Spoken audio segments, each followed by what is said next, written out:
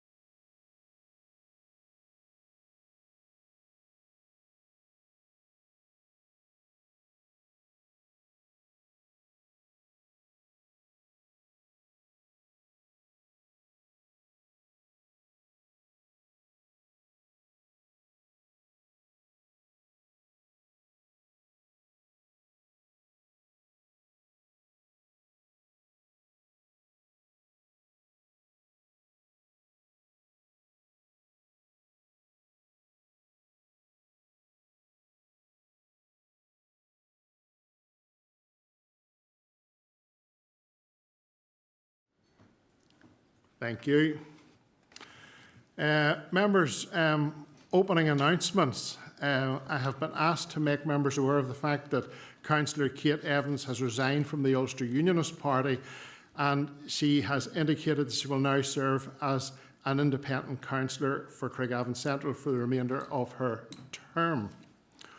I have one other comment that I want to make just in opening, and that we had an unfortunate event in Lurgan Park this morning, in that a cat was attacked by a dog and killed. Even what made it worse was there was a class of kids from Kings Park Primary School, several of whom witnessed this horrific event. I was informed that it was a stray dog, but I have found out since that it wasn't. And I don't think this is acceptable in our urban parks. And really, I think we're coming to the stage when we have to look at the possibility of supplying dog runs within our urban parks, and other than that, people keep their dogs on a lead. Now, I know this is controversial, but none of us want to be coming back here in 6 months or a year to find out another dog has been killed, a child has been injured. We've got to put take the decision which we believe is best altogether. So as Lord Mayor tonight, I'm going to propose that a workshop is opened up for any members that are interested to try and discuss this across the board. But those are my views on it anyway. I'm going to bring in Councillor Catherine Nelson at this point. Thank you, Lord Mayor. Officers may recall that about 2 to 3 months ago at Leisure Committee, I suggested this very thing. I too am a dog owner, but I do not go to Lurgan Park with my dog because my dog's on the lead and so many other dogs are not, and he's quite an anxious wee dog. But I do also acknowledge that some dogs require off-lead runs, and I had proposed and have not had anything back since that we investigate the possibility of an area in Lurgan Park, given its size, where dogs can roam freely in an area that is gated, but that gives them good space to be off lead. So, and look, I'm saddened to hear that this morning, and in particular that a class of primary school children witnessed that this morning. Thank you, Councillor Nelson. And this can be done in other council areas across Northern Ireland, and I'm aware of several of them. I'm going to bring in Alderman Mark Baxter. Thank you, Chair. And I was made aware of the same incident, and I spoke to you earlier about it as well. Very unfortunate. And it's not the first time it's happened. It's just, I suppose, because of the nature of the school children saying such an act, I suppose that's why it's maybe gained so much attention. But it's happened quite a bit in Lurgan Park and other parks across the borough. And I think, whilst we have to be very careful, it's a very sensitive issue. So I think a workshop's probably the best way forward, because responsible dog owners, we don't want to hammer them either, because there is some responsible dog owners. But I think, as Councillor Nelson says, that some dogs who need off-lead runs, that's fine. But we talk about in our own bylaws that as long as the dog's under control, there's lots of people who walk their dogs off-lead and they're not under control. It's very hard. Like, I used to show dogs and I have dogs, and I know quite a bit about them. It's very, very hard to train a dog to recall, and I would say 90% of dogs that are off-lead aren't trained to recall. So it's a sensitive issue. Some dogs are and some dogs are brilliant, but it's in the minority. So I think a workshop probably is the best way forward, because if that had been a child or something there, who's to say the dog wouldn't attack a child either? And whenever the guy was telling me about that this morning, he was actually recounting about another one where a dog attacked another lady with a small dog who was with her child, and the man tried to get the dog and couldn't do it. And that was only a couple of weeks ago in Lurgan Park as well. So I said it happens right across. I'm quite happy. I think it's a great suggestion that we do thrash this out and once and for all come up with some sort of more tightened policy. So happy to second your proposal, Lord Mayor, that we have a workshop and do it as a matter of urgency. Thank you. Thank you. Councillor Paul Duffy is the next speaker. Yes, thank you. I was just going to second your proposal. I totally agree with all that was said. There wasn't too long ago, there's a couple of dogs that weren't under control actually run out of the People's Park and attacked a person walking along Park Road's dog, and it's sitting with one of them cones on and cost the woman in the region of £800–900, so which she had to pay out of her own pocket. So it is a very costly thing if dogs are taking the vets on these things as well. As we all know, these vet bills aren't cheap, so I just hope that we consider the People's Park and Eden Villa Park and all the other parks in the borough when we are discussing this. The next speaker is Councillor Peter Lavery. Thank you, Mayor, and we're all being support of this tonight. It is a very important issue. I was just going to raise 2 points. One, Councillor Duffy just mentioned that it's expanded out to basically a number of parks in the borough. It's not just an issue in Lurgan Park, it's right across the piece. And the second thing I want to say is that Council does have a dog run at Craigavon Lakes, which people I think can apply to use, but I don't think that's well known or well advertised at all, because it's kind of hidden our way, sort of in the North Lake area, accessed by Tonigmore West Road for the most part. So I think there's a task as well there about making sure Council advertise the full remit of what's available for dog users, because I know when people have approached me about it in the past, it's been very useful to those dog owners, so it may be useful to a lot of other dog owners as well, but certainly look forward to having this workshop. Okay, thank you for that. Councillor Mary O'Dowd. Thank you, Chair.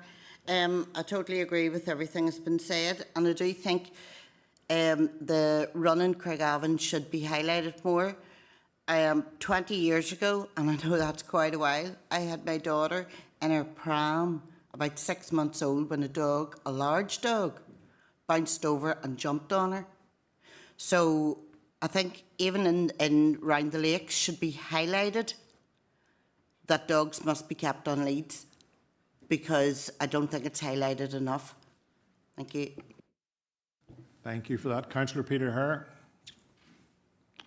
Thank you very much, Lord Mayor. Yes, I too got the phone call there from the classroom assistant who witnessed this with the class. And as I said, I was in the park at the weekend and there were 600 dogs at a dog show there, and every one of them was on a lead.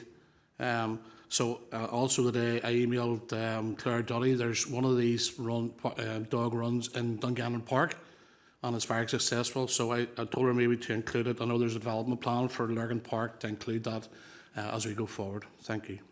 Okay, Councillor Kyle Moutray.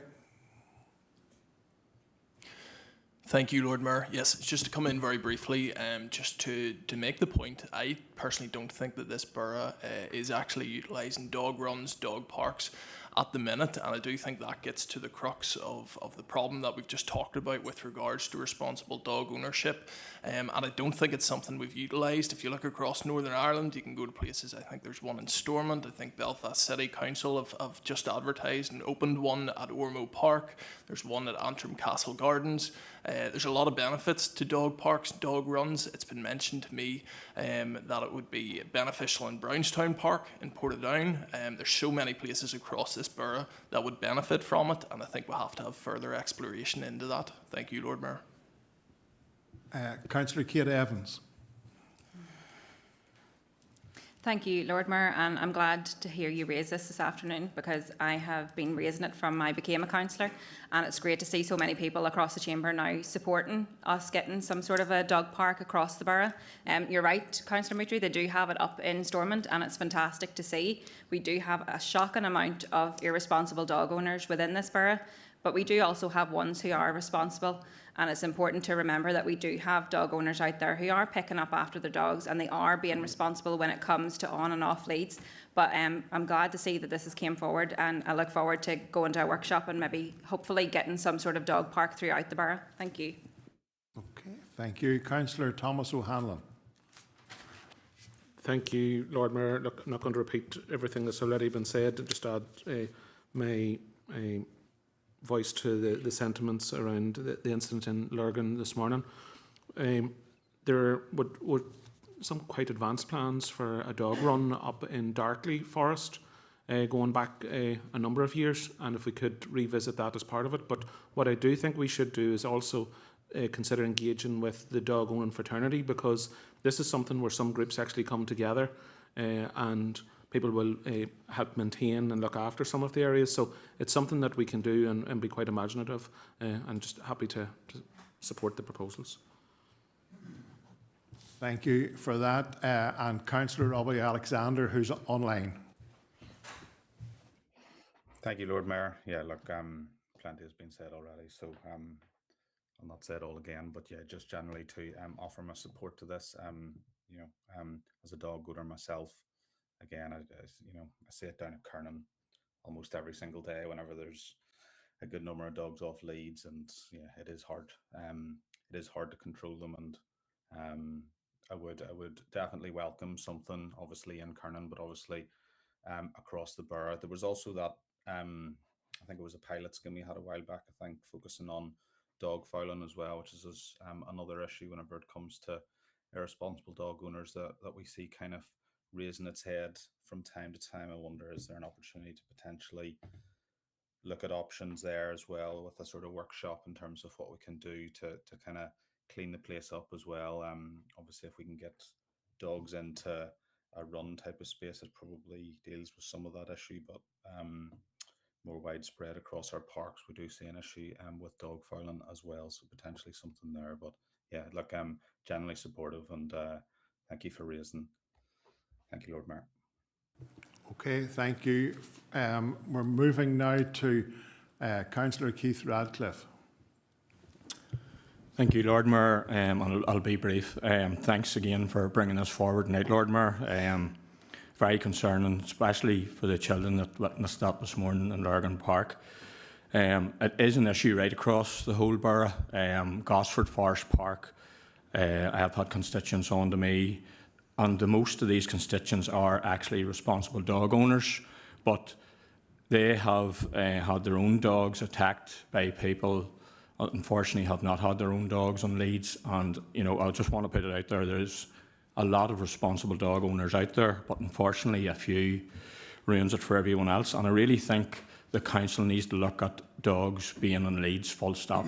I think that would sort a lot of the problems out. Now, whether we can do that or police that, I don't know, but I think every dog being in our parks, if they're on leads, that would really take care of a lot of the issues and the problems going forward. It's dogs really that are off the leads that's causing the big issues. Thank you, Lord Mayor. Okay, thank you. Councillor Radcliffe, I mean, it's clear that from across the chamber, so many people have referred to incidents over the years here that, if we don't do something about this now, I believe as a council we're negligent. And I say that as someone who's owned dogs in the past as well, who loves dogs. And I know we're not talking about the majority of people that let their dogs run in the parks, but we have got to take measures to be protective. So I hope that a workshop can be convened very soon, and members can take ideas and thrash them out there as to how we move forward in this. Other councils have done it, so I think this is an opportune moment for us to try and to take action so that nothing worse will ever happen, because I don't want any of us to be sitting here in some time in the future and say, look what happened, we didn't take action. Thank you, members. Okay, we're moving on then to apologies. I have an apology from Councillor Sarah Duffy. Councillor Hockian. Thank you, Chair. Yes, that's one of the four that I have. Councillor Sarah Duffy, Councillor Ashley Mallon, Councillor Fergal Donnelly and Councillor Jude Mallon for this evening. Thank you. Thank you. Alderman Mark Baxter. Councillor Copeland, but he will be along as soon as possible. Okay. Do we have any others? We're aware that Councillor Alexander is online. Any other apologies or any other people online? No. Okay. Moving on then to the council minutes. Can I have a proposer and seconder that the minutes of the council meeting held on the 27th of April be taken as read and approved? Anyone to propose? Councillor Mackle, thank you, and Councillor Hare seconded, thank you. We all agreed to adopt the decisions. Before we do, I have Councillor Berry. I'll bring him in. Thank you, Lord Mayor. Thank you. Appreciate that. It's just for clarification under C122 and C124. It makes note, it's maybe just a typing error, but it makes note about a special committee meeting. Should that not read as preliminary investigation committee? Because I know further down, even in this agenda, there's no such a thing as a special committee. I just want clarification on that. And secondly, could I just have it noted in the minutes that I cannot agree to these particular minutes because there's nothing in them that we know what we're agreeing to, and surely that puts us under risk for those that are not on those committees. And last but not least, could I just ask Kate in relation to that for legal advice as to it's the only set of minutes that come before members that we don't know what was agreed, and if that was financial or any other major implications, how would we be protected? I appreciate there's delegated authority for these committees. I understand that decision was made, but it's just to keep everybody protected because now it's ongoing and there's a serious danger of more expenses to the ratepayer because of legal fees and maybe other decisions that could be made. So just like maybe clarification on that. Thank you. Okay, Alderman Berry, thank you. We will check C122 and C124 and come back to you later in the meeting, and we'll deal with the whole issue then in confidential business later on. Okay, any other issues in relation to the monthly meeting? Happy to adopt and move on. Declarations of interest. Can we agree to take these as the meeting progresses, or any one that anybody needs to make at this moment? Thank you. Agenda item 4 is a presentation from the Southern Health Social Care Cost Trust in relation to modernising home care.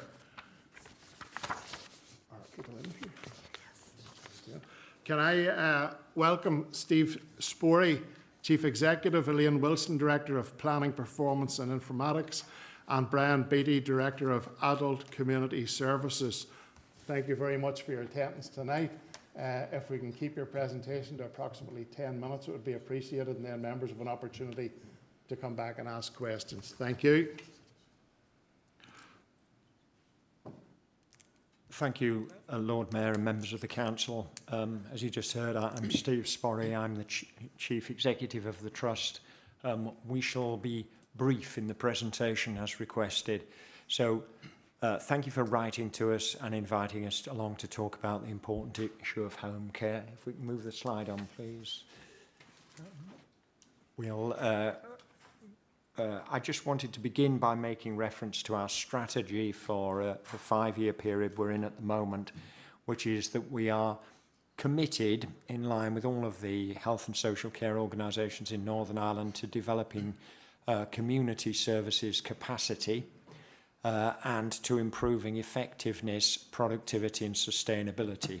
So that's about trying to move some provision away from hospital settings and provide it in other places where we know that, particularly with a growing proportion of frail elderly people, they will need it.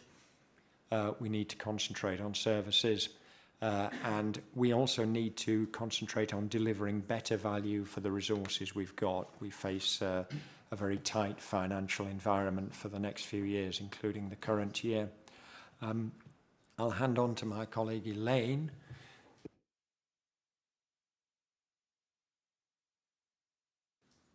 Thanks, Steve. So, as Steve has said, we're trying to modernise our community services, and this slide is just to summarise why that change is needed.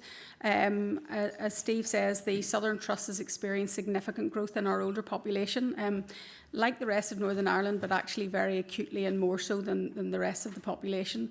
So by 2043, our over 85 population will have grown by 114%, and our over 65 population by over 64%. And as you can imagine, that puts significant constraints and demands on our home care services. The demand currently we can see for home care services is growing as a result of this. Although we're looking out to 2043, we already feel those pressures today in terms of the growth of that population over the last 5 to 10 years. And we're really trying to focus on keeping our ageing population within the community for as long as possible, and therefore we need to increase those services as best we can. However, there are some significant challenges in relation to the demand versus the capacity that we have, and particularly in our rural communities. Today in the Southern Trust there are 4,550 individuals availing of home care packages. And we have really strong resources in the Southern Trust. However, we are struggling to recruit and retain additional resources, both from the independent sector and within the Trust in our home care services. So we have to do more with the resources that we currently have. Move on to the next slide, please. So in relation to those main challenges, the unmet need is a growing challenge that we have. However, we are doing a piece of work to try and look at what we do with the current resources we've got, and Brian's going to talk us through in some detail about what those things are. But just to let you know where we are today, so this work has already commenced in terms of reforming our services. On your slide, it says there's 730 people currently waiting for home care packages. That's now 710 today. On the 26th of March, it was 817. So we have decreased the number of waiting for those packages by 13% in that short period of time. So the piece of work that we're doing is really helping to release packages to the people who need them most. That equates to a shortfall of approximately 5,570 hours. Currently, it's obviously 6,000 on the slide, but that again has come down, and that again is a reduction from March of about 9%. We recognise that the unmet need places additional strains on individuals, families and unpaid carers, hospitals and care homes, and we're committed to doing the best with the resources that we currently have within the home care sector. But in spite of all of these challenges, we would like to say that there are only 13 people across our acute hospital sites today waiting for a package of care to release them from hospital. And that's a really positive position compared to some of the other trusts in Northern Ireland. So Brian's going to talk us through some of the details of what we've been doing to make those improvements. Okay, thank you, Lynn. I suppose just from the start, sorry, next slide, yeah. From the start, I'll say our assessment is, and working on this every day for numerous years, our assessment is that we are not going to be able just to recruit our way out of this. We're finding it difficult to attract sufficient numbers of staff at this point, as are the independent sector. So all the more reason, while we will continue to recruit and do our best to achieve an increased number of staff that way, all the more reason we need to make sure that the services that we have are the most efficient they can, and we're making best use of that resource. We're talking in this slide, and I will go through it quickly, using data to increase capacity. I'm mentioning a system, its name is called Caroline Live, but it's basically a live monitoring system.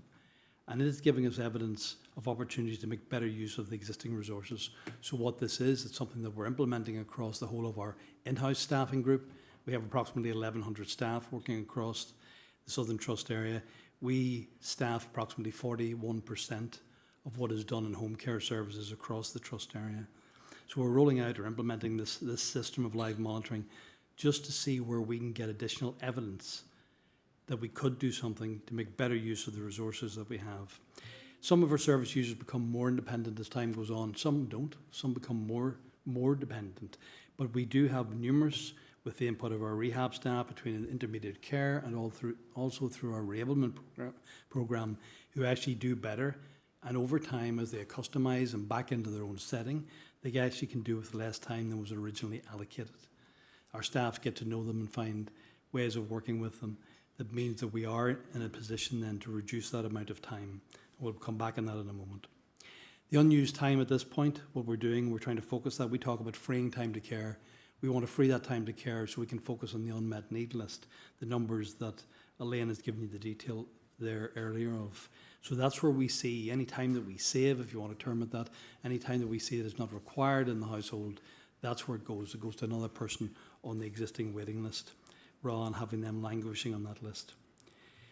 We have at this point, and we're trying to influence regionally as well, what we're seeing with this live monitoring system, benefits-wise and the transparency that it's bringing into the system. We think that it is so beneficial that it is something that should be adopted right across the region, and also for the independent sector, who actually deliver a larger part or a larger proportion of the care. Go on to the next slide, please. I want to give you an assurance, and our assurance is, if I expand the safeguarding, that we will not be taking time away from service users unless we know that time is not required. So this is not a matter of us going into a home and actually understanding, having that knowledge of thinking it takes 30 minutes to actually deliver the care that that individual needs, but deciding that we'll do it in less than that. This is us with professional assessment, and also in the back, or the benefit of the live monitoring system with evidence, actually be able to say, no, this person's assessed eligible needs on the recommendation of the professional, not just on the Caroline Live system itself, but on the recommendation of the professional, this care can be delivered in less time. And then I go back to it, that's freeing up the time to care for another service user. So the actual hours that are currently being received by the individual won't change. And there's an important thing there to make sure that you understand what I'm saying, and there may be a question somebody wants to ask. The hours that somebody requires will not change, but the hours that we have traditionally allocated to that service user may reduce, or indeed, with our live monitoring and the assessments, they may increase or they may stay the same. It's not always a situation of reduction. I'm going to move on to another slide if that's okay. So what are we doing? I've been asked, and we were asked as a trust to explain what it is we're doing to make a difference in this situation. We have set out on a very large-scale project to review every aspect of what we do in respect of modernising our home care service. So we've kicked it off. We're now a couple of months into it. We will phase it out and we'll work down through, but we're looking at the whole of the pathway. We're not looking at one specific part of it. We're looking at everything right through from initial assessment, wherever that happens, the rehabilitation process. We're looking at how we organise, commission the care, as well as looking at how we do our ongoing monitoring and review. I want to expand a little bit on each of those just briefly. The initial assessment, that takes us right from ward level or indeed from a community level. There was a paper, some people may remember, People First in 1993, that actually specified that no individual should have a long-term decision taken or made for them in respect of where they'd spend their time in relation to going to a care home or indeed having a care home package, that those decisions should not be made in a hospital environment. So as a trust in our promotion of Community First, we have for many, many years been encouraging and developing that we, as best we can, will get the individual back out to their own home setting, and in the comfort or in the familiarity of their own home setting, that's where they would be assessed, rather than the false environment of a ward setting where it's very busy and there's monitors buzzing and everything else. That initial assessment will take us right through and working with our staff to help them understand that everybody doesn't fit a recipe. So everybody doesn't fit exactly 30 minutes. Some people need 20, some need 25, some need 40. We're actually working with our staff to make sure that they're not just adopting a recipe, that they actually indeed tailor the packages that they prescribe, if we want to use that term, actually to the individual's needs. We'll also, with our rehabilitation, we'll look again to see if we can streamline how we do things. We have developed, we were very much acknowledged at being a leader with our intermediate care scheme within the region, and how our staff and our AHPs rehabilitate our service users to make sure they're maximising their potential, if we want to use the jargon. We also have a reablement team for those who may need a lighter level of home care or domiciliary care, as it used to be called. We're looking at how they work, and are they working as efficiently as they can. The area of organising and commissioning care is a big area. It goes right through from how we actually transcribe the professional assessment, right through to the care plans that either are delivered by our own trust-employed trust home care workers, or indeed are commissioned out through a care bureau in a brokerage arrangement out to our independent sector partners, and how we get the best out of that arrangement.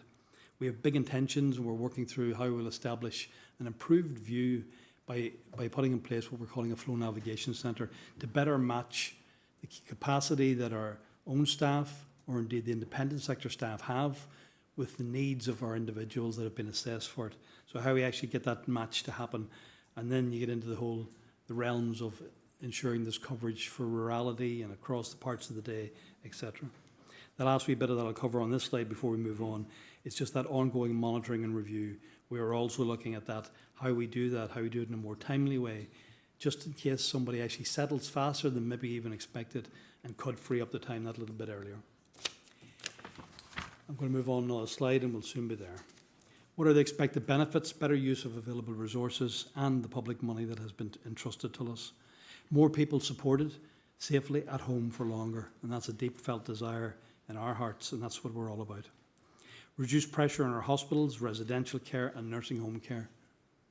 At the moment we have people that are actually waiting for a package of care in a home care setting. That means they're using up a home care bed temporarily that we dearly need. So we're working to get the home care provided so those people can get back out to their own house. The beds in the care homes are then free, and that gives more choice for those that truly need to be in that placement.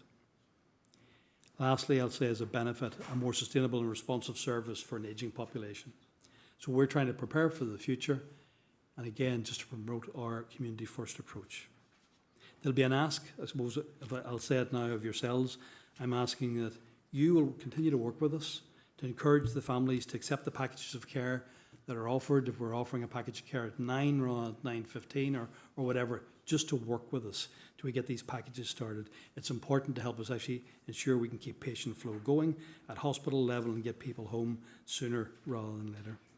And also, I would ask that we are all careful. I know it's something we've had to check ourselves in the midst of this and the pressures that there are. Some people can lapse in to talk about stopwatch care, a crisis in home care, and other negative comments are being used. And this is at a time that we're trying to encourage people to apply for a job to work with us. We need people actually to take up those jobs. We need to make sure as much negativity as possible is removed from that scenario. Last slide. Yes, thank you. I'll be brief. So we are committed to fair, safe and consistent provision for people, and that will absolutely be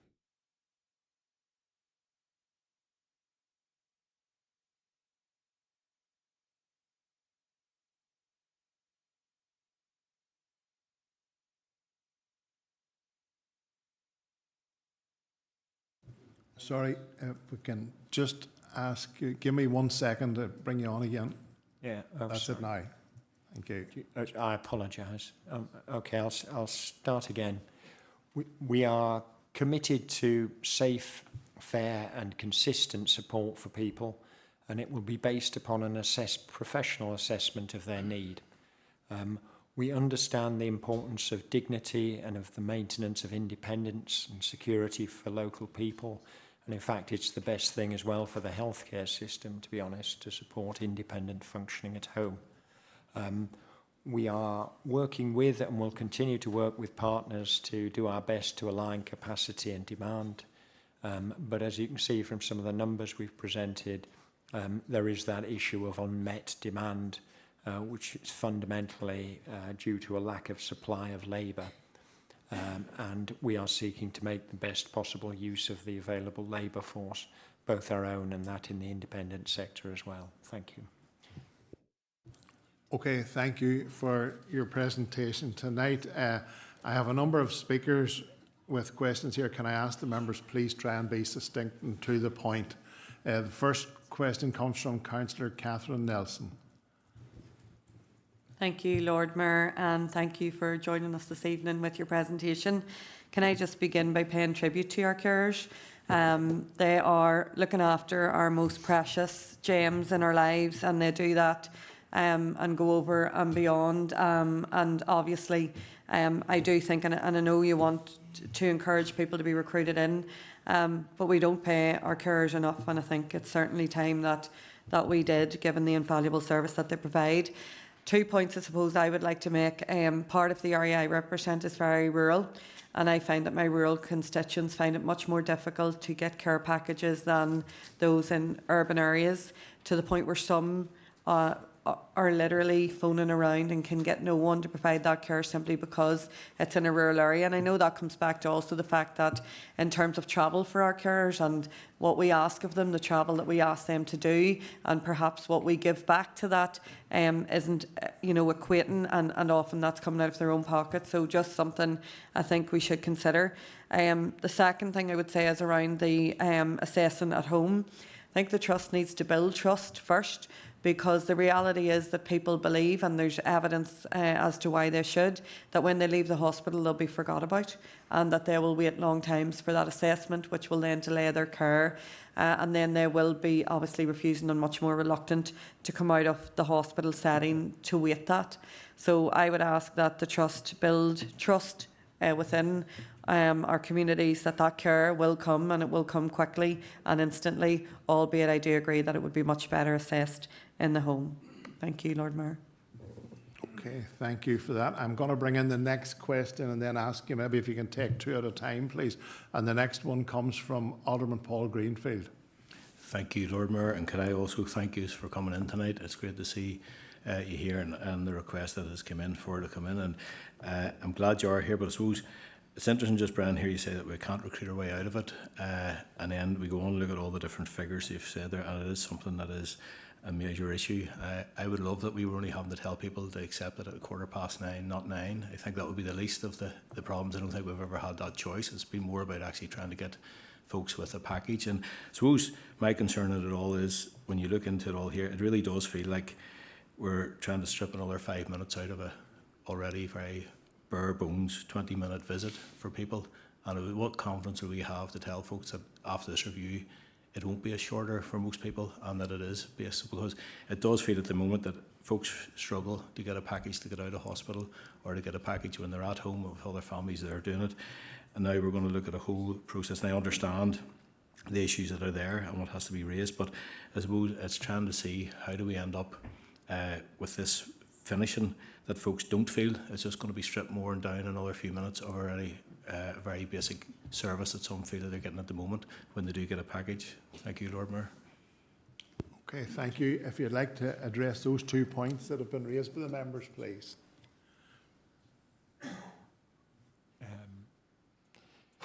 Yes, thank you. Firstly, Councillor Nelson, thank you for paying tribute to the carers.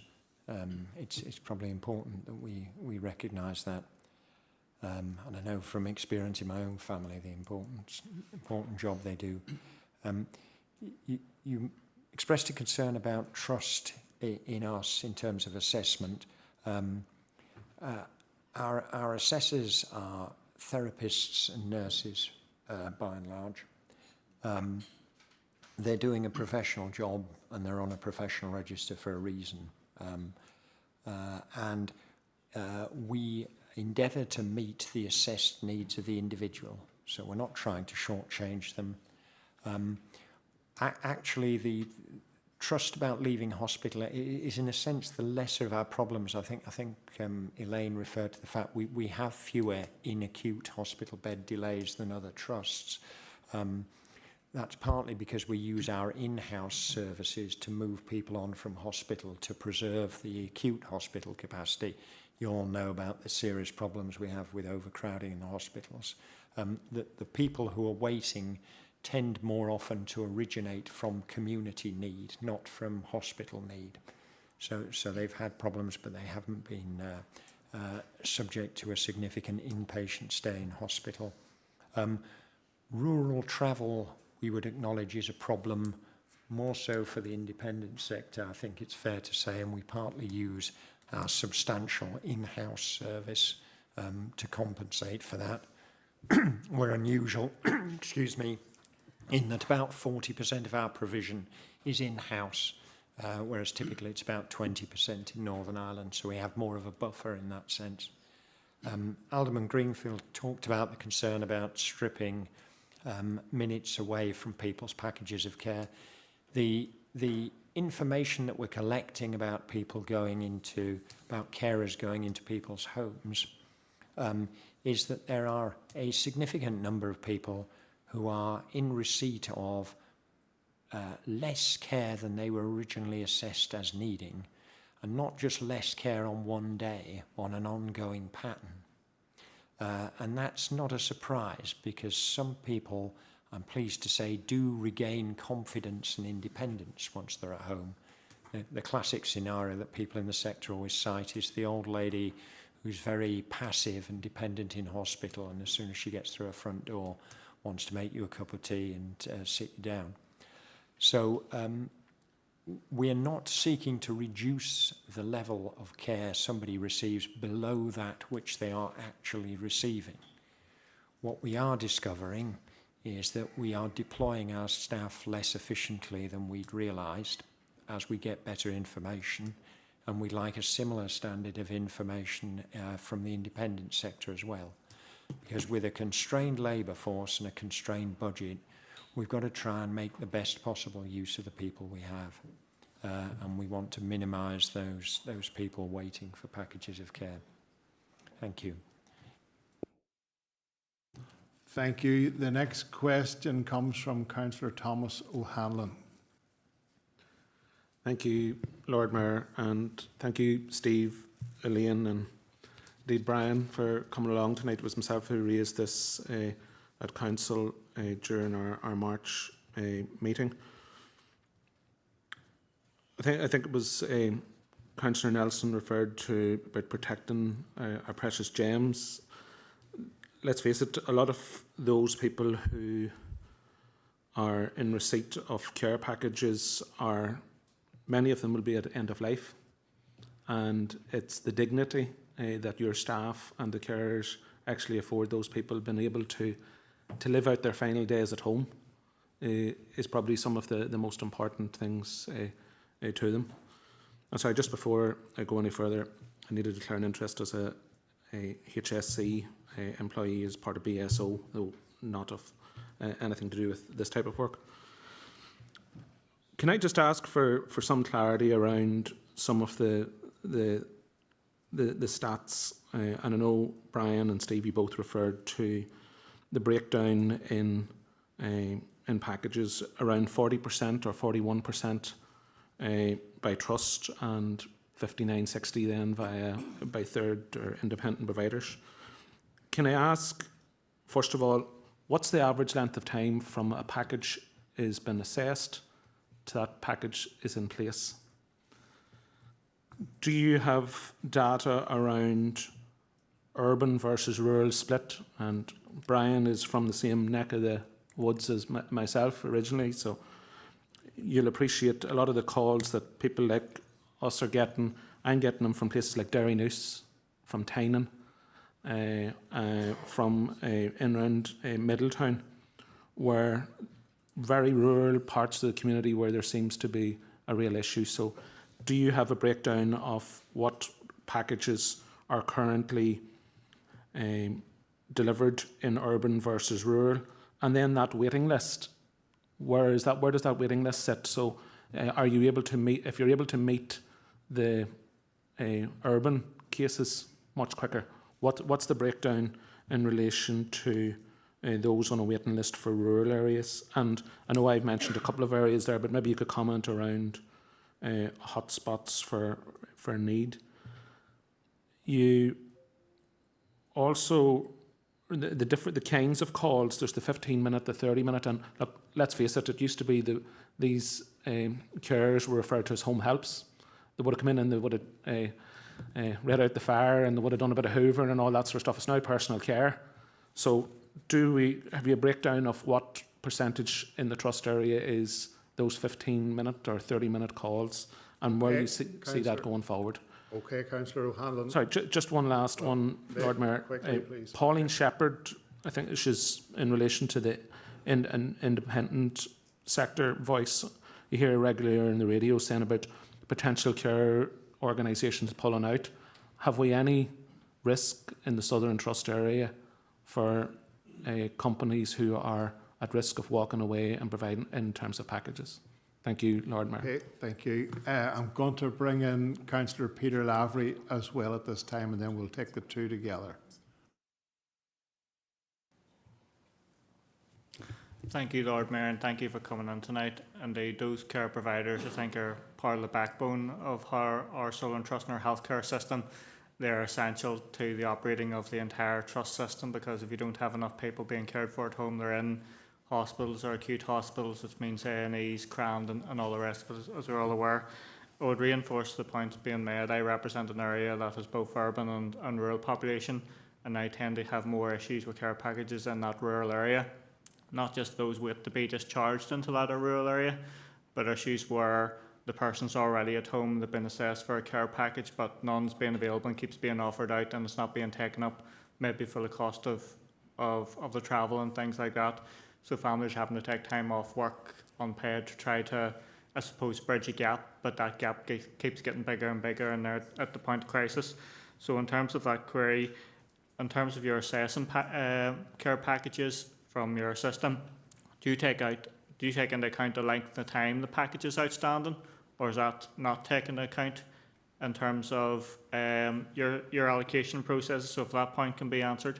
And then secondly, you did mention at the end, Brian, in terms of the longer term, because we are going into a situation where we do have more elderly people. The average age of those in rural communities is older than that in urban communities. So we've got the older, we've got the rural becoming more of an issue, and there is a recruitment issue. So how are you supposed looking ahead to say 20 years' time when there's even going to be even more care packages needed, and maybe the amount of staff is going to be the same or could be even worse. So I suppose those two queries just in terms of the allocation methodology, and then looking to the longer term. Thank you, Lord Mayor. Okay, thank you. We'll bring you in now if you want to address those two, please.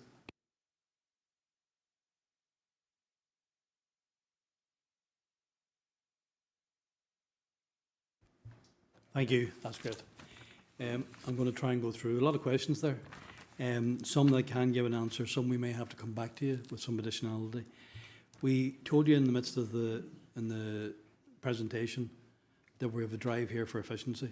We acknowledge that our services could be more efficient than they are at the present time. I talked about Careline Live, this live monitoring system. That's one part of what we're doing.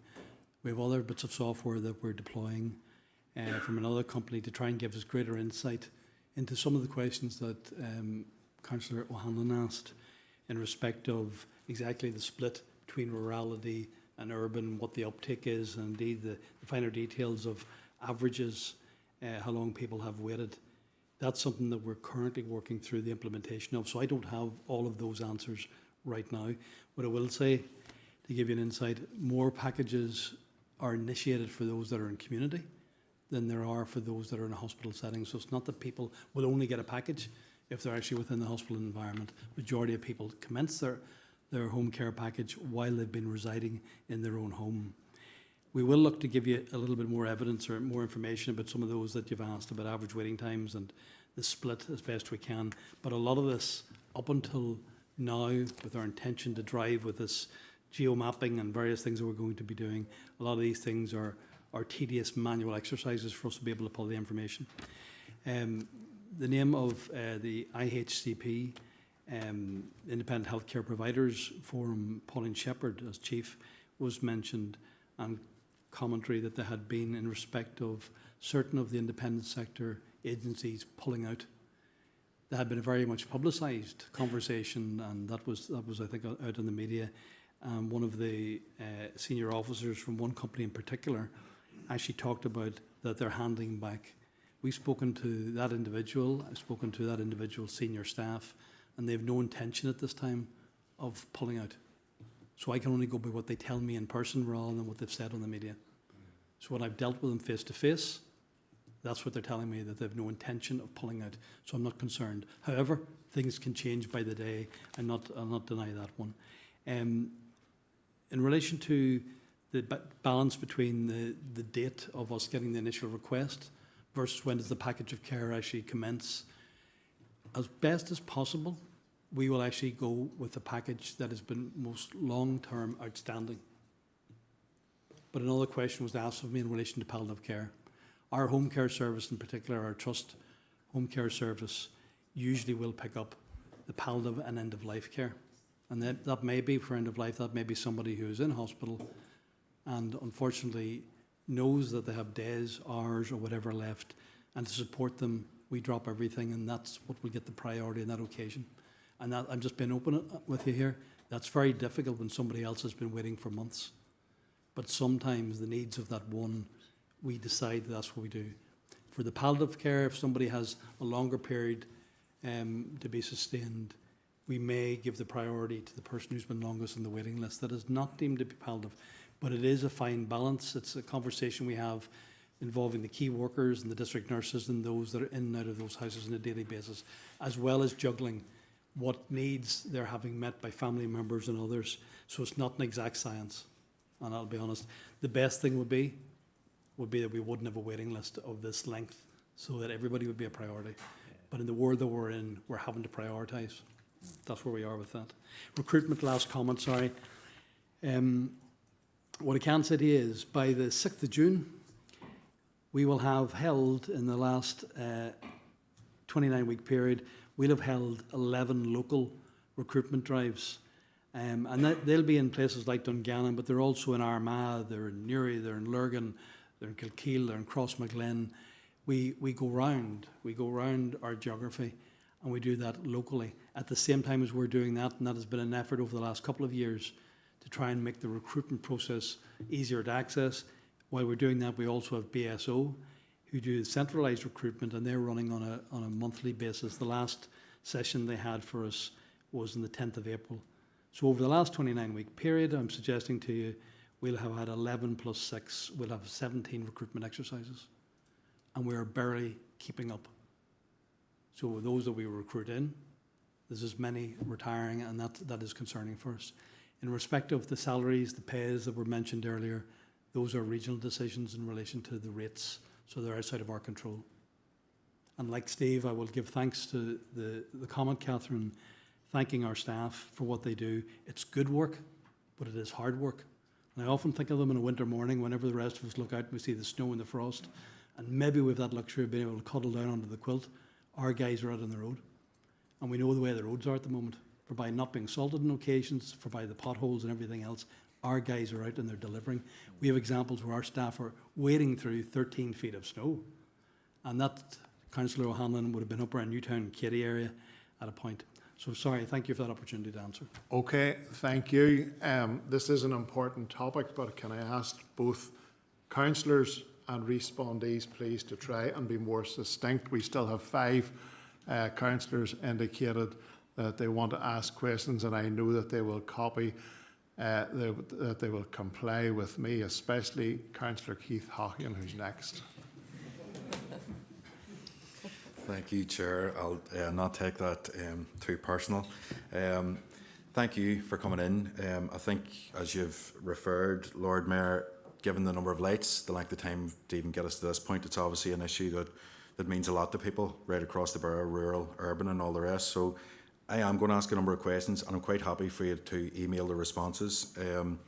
So at the risk of urging another working group, I do think at some stage we may want to delve into this a little bit deeper. Maybe full council isn't, necessarily the best place to do it. But you said yourself in the report, 6,150 hours, 730 people. Those are, even by our uneducated eyes, that's pretty bad stuff. And we do need to address that. Now, one of the elements that you talked about was the independent stroke private sector. So my questions are, how many independent sector organisations are you currently working with in the Southern Trust? What is the criteria that you use when you give these contracts out? And what are you doing to address the issues around the lack of take-up from staff in the independent sector? And as I said, in the interest of moving this forward, I'm happy for those responses to be given by email. But I would just finish with this.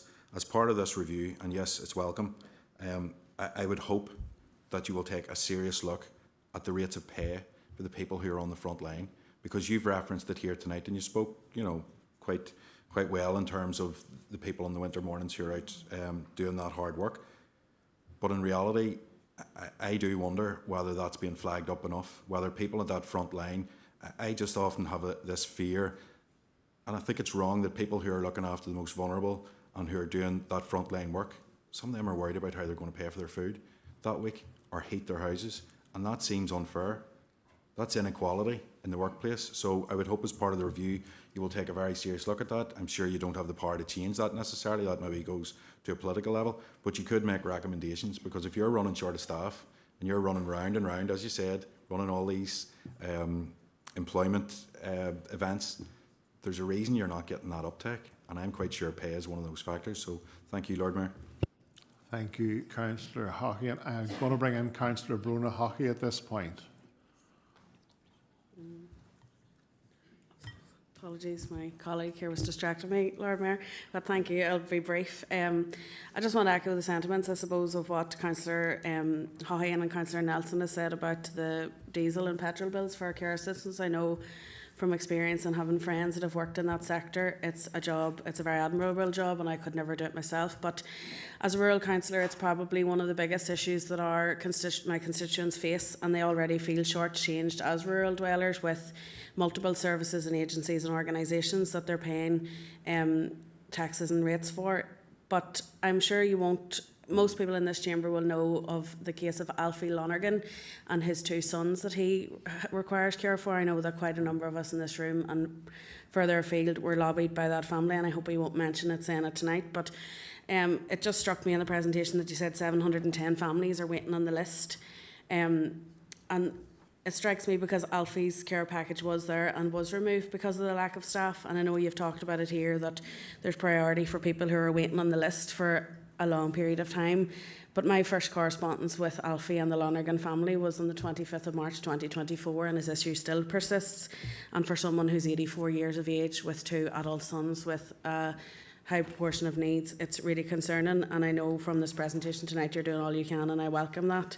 But I do feel that we have a lack of services rurally generally. We have very little rural respite services, which then depend on rural transport services, which then depend on the 70,000 plus people that are providing over 50 hours of unpaid care per week across the north. And I just wanted to highlight that at this meeting this evening. But thank you, and hopefully there will be a resolution for the Lonergan family soon. Okay, thank you. Do you want to come in and respond to those points? Okay, thank you. I'll be quick, I know your time's tight. Questions. ISP, how many providers? 15 currently. We're looking to actually to go out and re-tender and invite more providers to come on. So we've had contact by a couple, but currently we have 15 active providers. How do they actually get to be a provider? They have to be regulated by the RQIA, so they're actually registered and overseen by RQIA. Once they're actually deemed as being, they have the registration, we then can consider them if they've passed the tendering exercise. Lack of uptake, what are we doing with the independent sector? In the midst of the conversation I had about our geo-mapping intention and what we're doing between a company called Yara and also what we're doing with Caroline Live, our intention is we'll start to zone, and instead of having all our independent sector and ourselves driving back and forth past each other, we'll try and actually create pockets, and it'll be easier for them actually to get staff to go in. So that's something we're doing going forward. Pay, yes, we are flagging it up to the department on a regular basis. We meet with our department colleagues, and all I can say to you is we're very clear where we see the pressures. In relation to the Lonergan family, we can't comment on individual cases, you'd be aware. What I can say, a case was brought to our attention in relation to the more recent thought that a package of care could be removed. We have been able to sustain that consistently. And that's the more recent part of the case, not maybe the previous bit of you've been involved since 2024. I can't go into any more detail on that. Thank you. Okay, thank you for that. Councillor Lavelle McElrath. Thank you, Lord Mayor, and thank you to the team for coming in. Can I just echo my sentiments in relation to your staff and the folk that are out on the ground day and daily? Absolutely concur with the comments made. Doing a brilliant job, and sometimes in the most trying of circumstances. So it is appreciated, I think, around this chamber, the work that the carers do. I suppose, if I'm absolutely blunt about it, 700 plus people waiting for packages is still pretty shocking. And I think anyone looking in at that figure, it's interesting for us to see that tonight, Brian. But it is still shocking. And I suppose, touching on comments that were made by some of the other councillors, I would like to see actually a breakdown of the urban-rural split on that, because it's generally the rural populace that are coming to us saying we can't get a package, or we've been waiting so long to get a package. So I would just like to see the breakdown. I don't expect it tonight, Brian, but it would be good to have that going forward. And just two general wee points to finish with. You mentioned, Brian, about criticisms and how that maybe has an adverse effect and so on. I can assure you, certainly from my aspect, that when criticism comes, support of last resort. If we're going public on issues to do with care packages. But the elected reps around this chamber, our ears are bent at times about the lack of packages, particularly in rural areas. So if you see us criticising you publicly, you know there's a problem. But I think at times we have to reflect what's out there, and just to make that point. And I suppose the last wee general point is, if this part of your system fails, Brian, and Steve and Elaine, all of it fails, and someone touched there on pay and conditions, and I think you need to look at that as well for staff that are out particularly working in the rural areas. So thank you, Lord Mayor. Okay, thank you. The next question comes from Councillor Kyle Savage. Thank you, Lord Mayor, and thank you for the presentation tonight. And I'm glad to see that there's a comprehensive review now taking place. Again, no surprise to any, the rural end is a big worry for me, so it is, having talking to carers and all within the rural community, especially through those winter months as well, and the problems that they face. And I think pay is a major issue in this, so it is. You know, they're there to protect and look after the most vulnerable within society, and we need to look after them, so do. And I just want on record to pay tribute to them. One case I was dealing with, it took 22 weeks to get a package in place for one of my constituents. That's not acceptable and not good enough in this day and age. And I look forward to this review being completed. And I'd like us even to come back whenever you have that completed back into the chamber if that's possible, Lord Mayor, at some stage. Thank you. Okay, and just to round the last question off is Councillor Flaherty.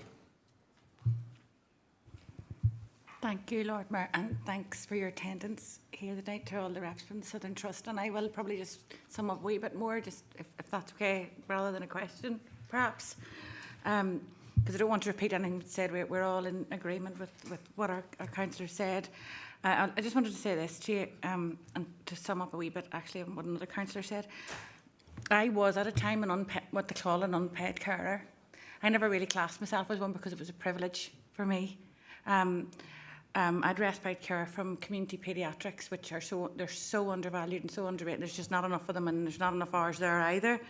And my late mother-in-law availed actually of the acute care at home service, which just, well, it kept her out of a different situation, to be fair, until we got her home. And we had a short time with the care package. And those people who came to both her home and my home over the years are very, very special to us still. I want to keep in touch with some of them still. And regardless of sometimes how frustrated we were and how little time it was, they're very special. And yes, I would agree, undervalued in many, many ways.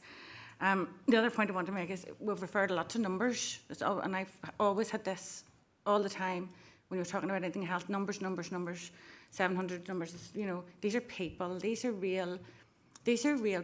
families that are really, you know, their backs are against the wall when they need this, so it is people, but I'll just leave that and say that.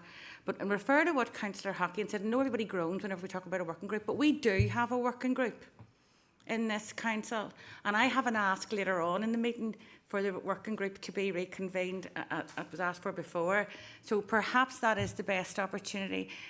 Lord Mayor, if I may, I'm not going to jump ahead to later, but that is the big ask, as you would understand, that particularly yourself, Steve, I think it's been a while from you in, that some of your team attend there, and we have a wee discussion about this, probably at the same time. Kilty Bird Flintstone. Thank you, Lord Mayor, and thank you for your attendance. Okay, thank you. Can I ask you to pick up any of those points from the last three speakers that you wish and then conclude? Thank you. Yeah, I'll pick up the points you've made, and I'll be brief. Councillor McElrath, I and my organisation understand the importance of elected representatives. Now, one way is in which we as a public service provider are held to account, and they sensitise us often to problems that are going on. So we value that input. We don't reject it. We value it. I think you also said if all of this, if this service fails, all of it fails. You're absolutely right. The whole system of healthcare gums up eventually. I heard, I think all three of you refer to concerns about rural provision, and other councils have done previously. We will look hard at that and see what information we can produce for you. I want, though, to emphasise that we are, as a trust, seeking to be much more numerate and much more avid in our use of information about the pattern of our services and the extent to which we meet need. That applies across the board. So although I acknowledge that when we're talking about numbers, we're not talking about we're not thinking about individuals.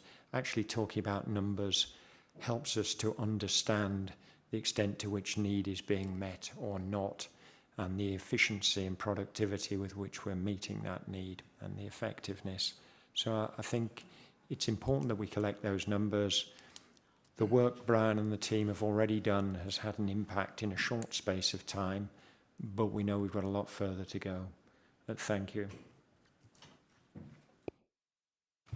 Okay, can I thank you folk for your attendance tonight? I think it's been appreciated across the chamber by members, and I know that there's some parts that you will come back to at a later date. Thank you.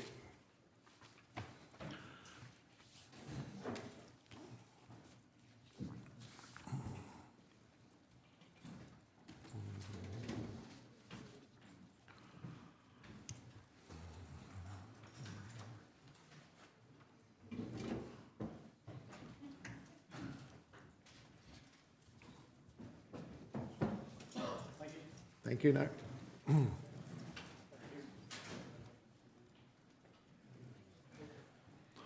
Okay, members, I'm going to go back to item 2.1 to establish that the minutes agreed on the basis of the proposal for Councillor Mackle and seconded by Councillor Herr. Alderman Berry has raised a query which will be picked up when we go into confidential session. Just wanted to reaffirm that. Moving then into committee minutes with agenda 5.1, can I have a proposer and a seconder that the minutes of the special committee held on the 29th of April be read as and approved as correct? Councillor O'Hanlon, you happy to propose? Thank you. Alderman Kennedy, happy to second? Thank you. All agreed? Thank you. Can I have a proposer and a seconder that the minutes of an... Alderman Berry? Maybe this is just for the next confidential, Lord Mayor, just approve and adopt under 5.1, 5.7. Do I leave that till after that? I would just like it noted that I don't agree to it. Okay. Okay. Okay. Thank you.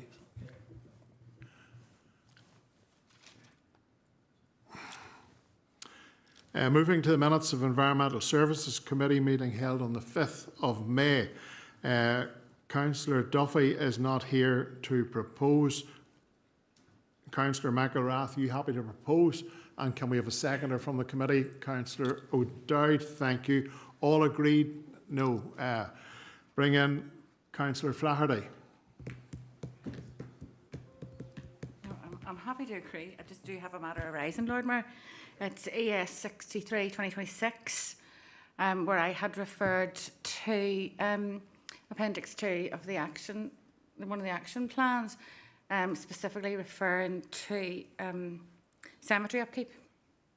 And I wanted just to a couple of things. There's a number of my questions from that.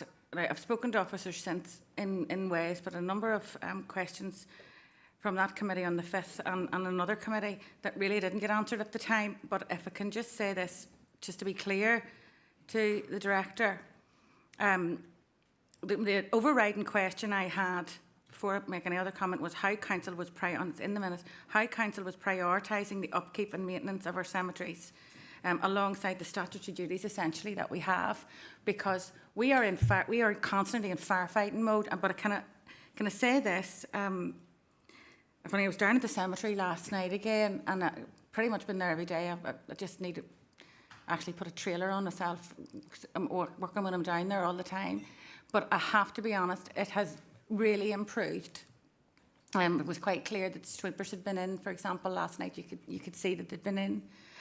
And that is great, Claire, and the team have been excellent. I know there's another member of staff has started, etc., etc. But this needs to be maintained. Like you can still see that there's work needs done, and I know they will get to it, and extra people have been brought in, etc., etc. But I cannot come back to this again and again and again when this is one of our core services. And I think that, if I may say, if you look down the minutes again, I believe clearly there's two issues. It's the HR process for getting our staff into these roles, and it's the linkage that has developed between environmental services and parks. Those are the things that need addressed. Because if I have to come back next year about Kernan again, I think I'll lose the plot. Excuse the pun, because it's really not funny. It really isn't funny, but I'm sure the director will get back to me at some point, because in fairness, the staff have been very good. Thank you, Lord Mayor. Councillor Kyle Moutry, is yours around the same vein? Okay, bring you in then. Thank you, Lord Mayor. Yes, the same item again. I believe it was ES 63/2026 of the Environmental Services Committee. Yeah, so basically in these minutes, I'm not on this committee, but just from reading through them, I understand that Councillor Flaherty rightly raised concern regarding the upkeep of Kernan Cemetery, which was, it's been well documented. It's been in terrible condition, and that's great to hear that, if there have been improvements to that end, that's fantastic. I'm aware that there's a lengthy update there from the head of department on the recruitment issues that exist there. And look, I'd just like to raise my own separate concerns regarding the condition of the rear entrance gates at Seago Cemetery. Now, it's at Seago Cemetery, a lot of the same issues have existed there with regards to general upkeep. I recently visited the cemetery after being contacted by a frequent visitor to the graveyard. Along with the general upkeep issues that we've mentioned already, I was particularly concerned to see the condition of the rear entrance gates. These gates are clearly in a poor state of repair with significant deterioration. They're rusted, there's paint chipping off. It looks totally out of place. One visitor told me that these gates hadn't actually been painted or restored in excess of 18 years specifically. So this clearly doesn't reflect the standards that families across our borough expect when it comes to cemeteries. Ultimately, cemeteries are places of the utmost dignity and respect. They're important spaces for local families, and it's essential that their expectations are met. So I would therefore ask officers to consider this issue with urgency and to provide an update on planned maintenance works for specifically the gates at Seago Cemetery that currently look completely out of place, and to outline what steps are being taken to address wider concerns across cemeteries over the borough, because clearly there are issues there. Recruitment certainly seems to be a key issue, but yes, if we could have further exploration into that would be key. Okay, I'm going to bring in the director at this point.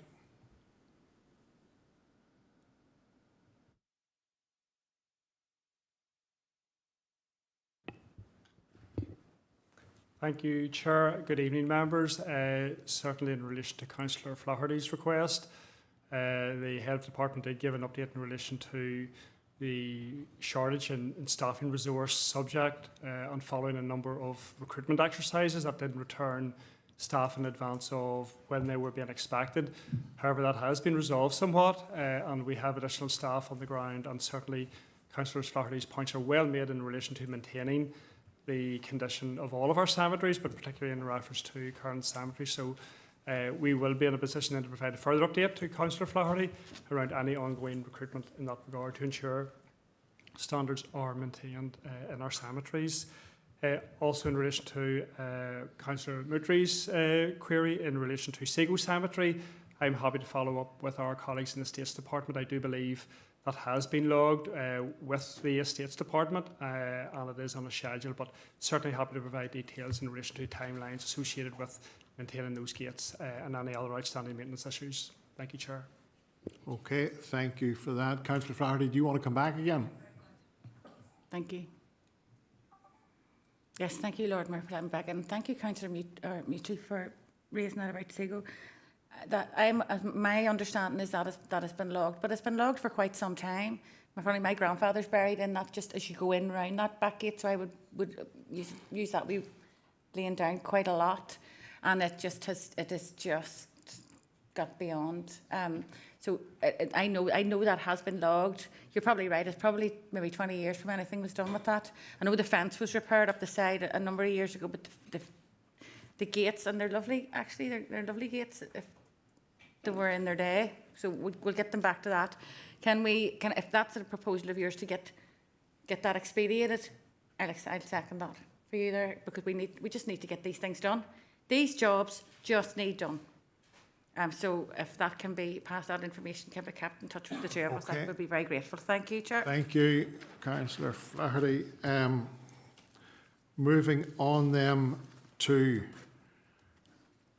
I think we had agreed that, no, we hadn't agreed. I'm asking for a proposer and saying it was proposed by Councillor McElrath, seconded by Councillor O'Dowd, and we're agreed then. Thank you. Can I have a proposer and seconder for the minutes of the Planning and Regulatory Services Committee held on the 6th of May? Councillor Kevin Savage, are you happy to propose? Thank you. Councillor O'Dowd, are you happy to second? And before we go any further, we have a number of speakers who want to come in, so I'm going to bring in Alderman Ian Burns first. Thank you, Lord Mayor, and I want to declare an interest in PRC 91 2026. My wife is a casual employee in Game of Thrones. I'll leave the meeting. Thank you. Thank you. Councillor Mary O'Dowd. Thank you, Chair. Mine's more comment more than anything else. Application number LA 08 2024 1355F. This was actually proposed and seconded for a site visit, and I'm raising it tonight because Democratic Services are more than helpful in sending out dates, times, various dates and times.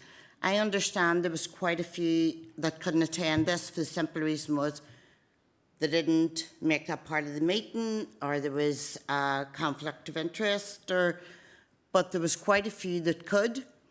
One person, as far as I'm aware, apart from myself, contacted Democratic Services. But what annoyed me more than anything, the proposer and seconder didn't. Now, sorry, the seconder did, but was supposed to get back to Democratic Services, which never did. It's very frustrating because it's a waste of councillors' money, councillors' time, ratepayers' money, and officers' time. And this is very, very, very frustrating, and it's happening too many times. I've raised it before in Chamber about people proposing second site visit and not showing, and I'll raise it tonight again, and I'll continue to raise it. Okay, point well made. Councillor Kyle Moutray. Thank you, Lord Mayor. Yes, just wanted to come in reference to PRC 80 2026 and PRC 81 2026, the dual language street naming requests at both Corcrain Gardens and Ballyoran Hill. At the last meeting of the Planning and Regulatory Committee, it was proposed that Council use its discretionary power to approve the applications for dual language signage at both these locations. In the meeting, I had articulated a concern that 4 separate objections were made and submitted to the committee. They came from a Royal Black Preceptory, a Cultural and Development Association, and an Orange Lodge, who each base themselves out of Corcrain Orange Hall, which is in close proximity to each of these signage applications. These objections have cited concerns for the potential divisive nature of erecting signage, and that it may make sections of the community feel unwelcome and a sense of unease. They feel that dual language signage has potential to heighten tensions, and it could be detrimental to community relations. That's what they had articulated in the letter submitted to the committee. I'm obviously cognizant of the fact that there has been quite a bit of work in this particular area with regard to peace building, with regards to, and there has been relative stability in that area in recent years, and I think that the concerns that are being put forward there's a lot of people worried that this has potential to undo that. So based on previous legal advice taken from the 2014 court case and our own experience in considering previous applications, members have been advised to take account of other lawful considerations. And whilst these objections were not surveyed houses on these streets, they are still lawful considerations within the area. So both applications are not ultimately far from meeting the threshold. They do meet it, and I recognise that the policy has been met. But I still feel we have to apply weight to the objections that have been presented and not rush into a judgment, not to bypass those other considerations. So on this basis, I would propose that this decision is deferred for a legal workshop to discuss lawful considerations based on the 2014 court case. We can have further exploration of that before a decision is made. So that will be my proposal. Thank you, Lord Mayor.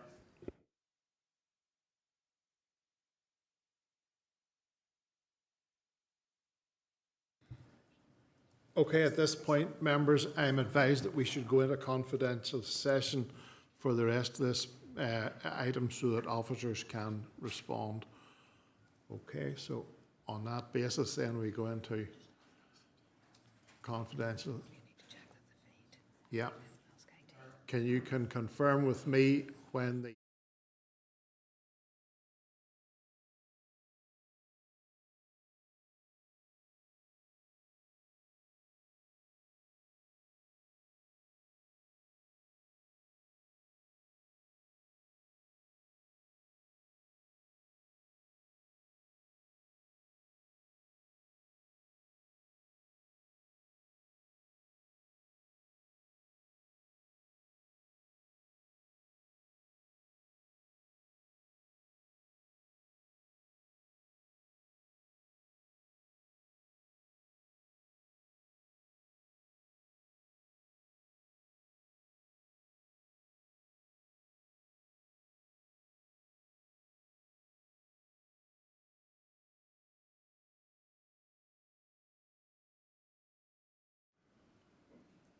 Can you give us an indication whenever we're live now?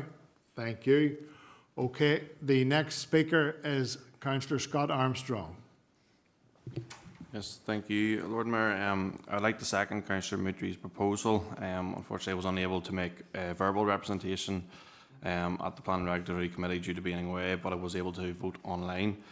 I do have reservations in Council using its discretionary power to approve dual language signage in the Cork Gardens and Ballywarren Hill locations. As Councillor Moutry has stated, there has been numerous separate objections that have been received from community groups and organisations within the locality, citing concerns on the potential divisive nature of the erection of signage and the potential of heightening community tensions in the area. The scars of previous incidents of community tensions are still seen with the peace walls, although they have been altered slightly in the last couple of months. And the fact that the Orange Hall itself is adorned in steel protections, even the windows and even the outside of it. My fear is that if we don't take in their objections on board and we don't explore the possibilities of what lawful considerations are, we are going against legal advice and previous court cases on this. So I would like a workshop open to all councillors regarding what are the lawful considerations based on that 2014 court case. So thank you. Okay, the next speaker is Councillor Peter. He did second. Yeah. The next councillor is Councillor Peter Lavery. Thank you, Lord Mayor. Firstly, I'm really disappointed that we're having to go over this again. I can only speak for myself, but it's probably the same with all the other people who voted in favour of these two dual language signs at that committee, that the objectors' comments were not bypassed, they were taken on board. I certainly did take them on board, including those objections from the new Royal Black Preceptory with meets in the Hall, Cochrane, Royal Black Preceptory 141, Cochrane Cultural Development Association, Cochrane Purple, Royal Orange Lodge 339, I believe. they were taken on board, as was the responses from the residents in question. Both of these applications surpassed the 2/3 majority. And in my view, I placed the, I suppose, overriding view that the residents' view should be taken into account, and these dual language street signs progressed. At the meeting, I pointed out that, you know, that this area of Portadown is diverse. That's a good thing. This dual language signage application beside an Orange Hall is reflective of the diversity in that street, the diversity in Portadown, and the diversity in the borough as a whole. That's a strength we have as a borough. So I'd be really disappointed by some of the comments that have been made, talking about heightened intentions, talking about all these other things, which is distracting from the debate and the actual decision itself in terms of a pretty straightforward dual language street sign. What effectively would happen if these signs are approved, it would just mean there's a small sign on the street beside the Loyal Orange Lodge, which is in English and Irish, and I think that just reflects the diversity of the area.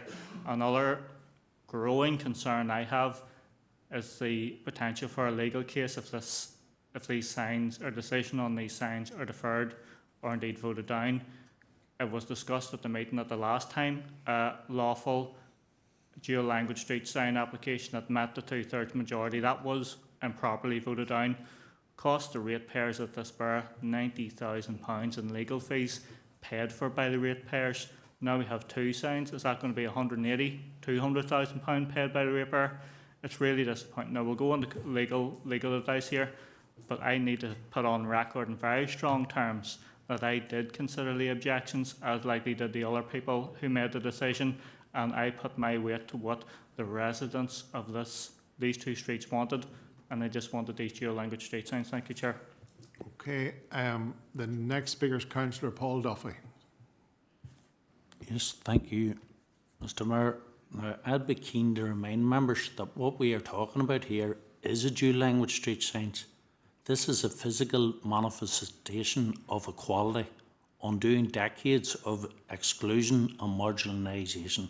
Dual language signage demonstrates that our borough is assured by various groups of the population that we cherish our native language, from which the vast majority of our place names derive, whilst also catering for and recognising the thousands of people who have a desire to use the language in public. It has no impact on those who don't want to engage with it. No rights exist in domestic or international law not to say a language. However, denial of the Irish language on signage is a denial of rights. And what was said here earlier, 90,000, 180,000, very, very strong possibilities of surcharges on councillors. There is maybe even up to 250,000, because this never actually got into court, you know, for the full hearing. So it does, and the judge, from what I heard, was very disappointed in the council and his handling of, and the council's handling of this here. Now, not too far from this, there was a peace wall.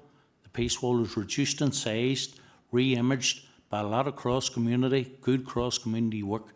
Says to say that the likes of this signage is going to impact on things, there's no grounds for this whatsoever.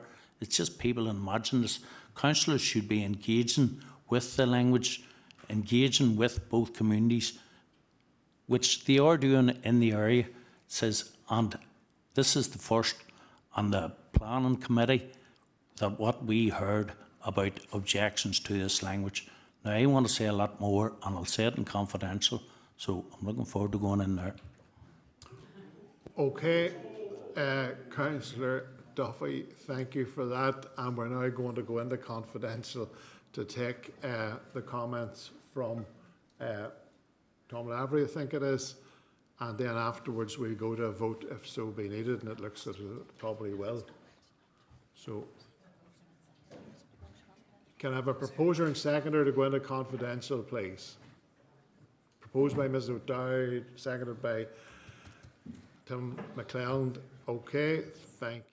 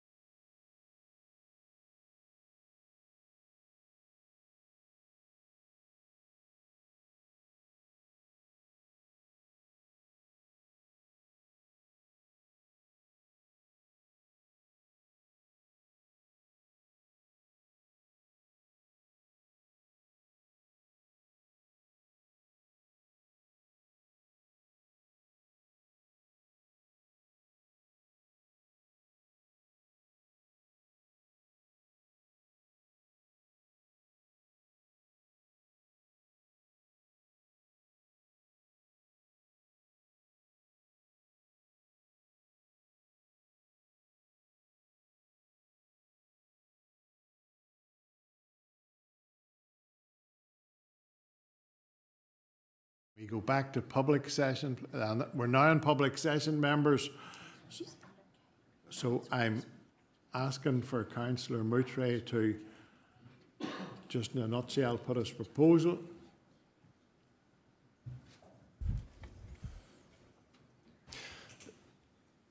Thank you, Lord Mayor. Yes, based on concerns around the lawful considerations that were put before us, the objections that were put before us, and considering those, I propose that this decision is deferred for a legal workshop to be held to take place to discuss all lawful considerations based on the 2014 case, so we can, properly summarise how the weighting of that should be applied in this case. Thank you, Lord Mayor.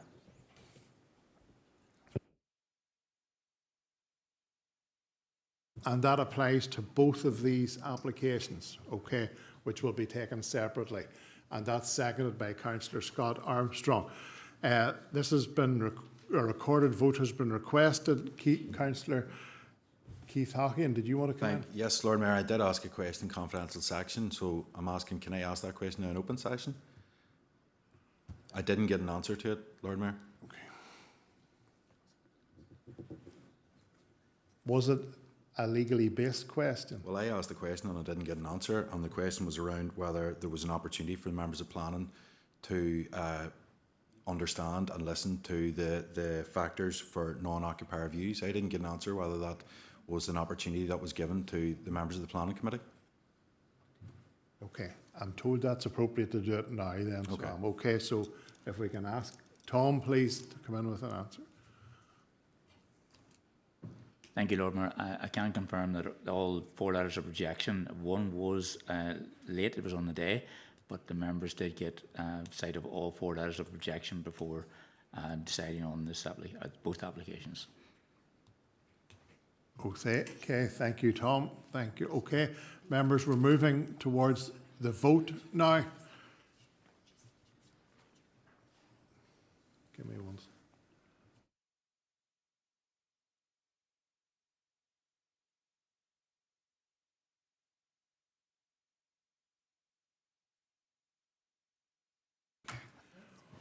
Once again, can I double check with the proposer that it's a legally based workshop that you're requesting?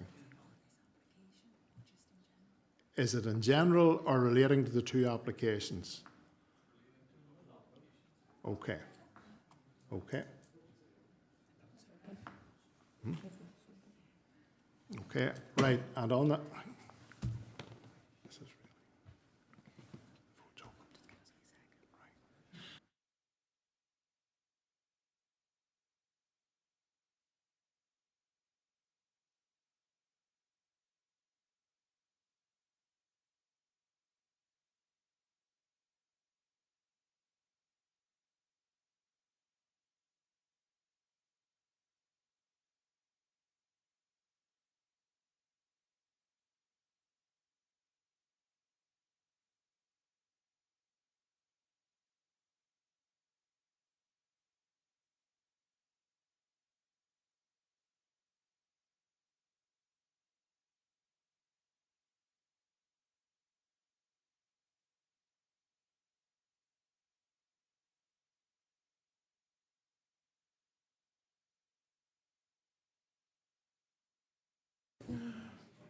Members, I'm advised that we need to adjourn for 5 minutes here, so we'll come back, okay?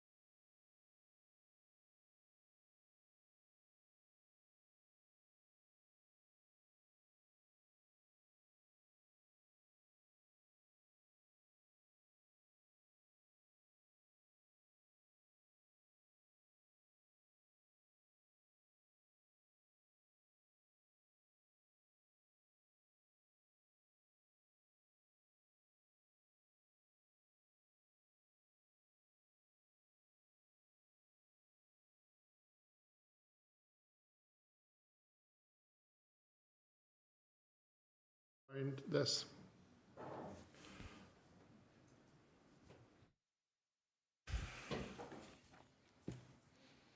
Thank you, Lord Mayor. Yes, just clarifying that I am proposing a legal workshop to discuss how members take on board the weighting and lawful considerations where strong objections are made by those who are not residents. Now, the vote remains open in case anyone on that basis wishes to change their vote, but if not, we're going to close the vote. Okay, closing the vote now. Thank you.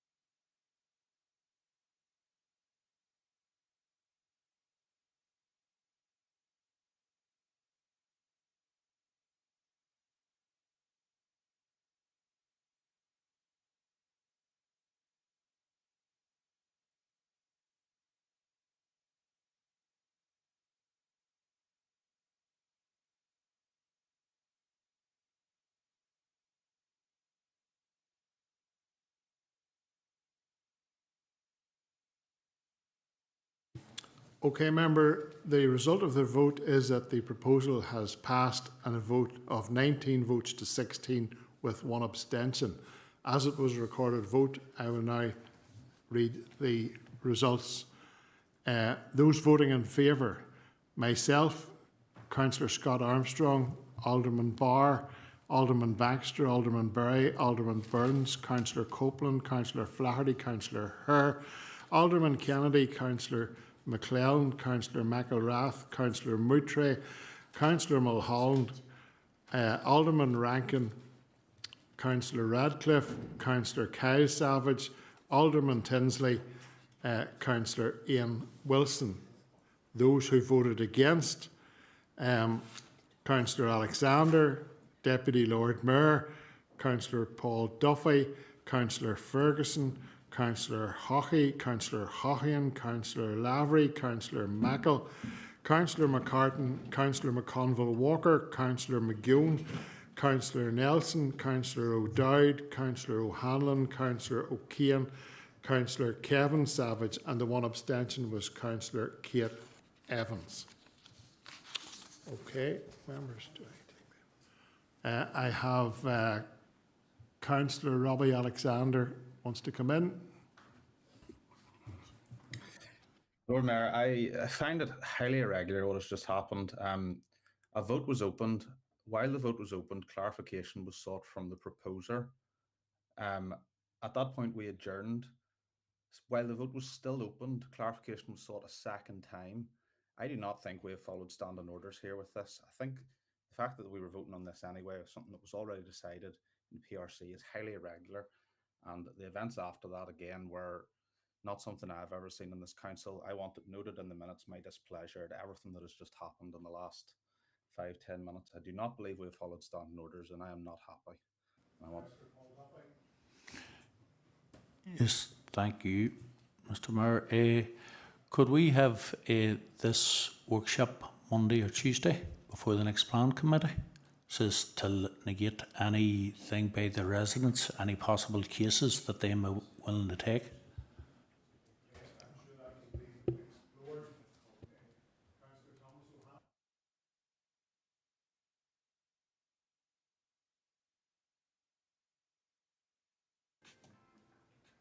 Thank you, Lord Mayor. I too want my concerns noted around a vote been opened, clarification been sought twice, adjournments in the middle of it, and that has never happened in my time on council here.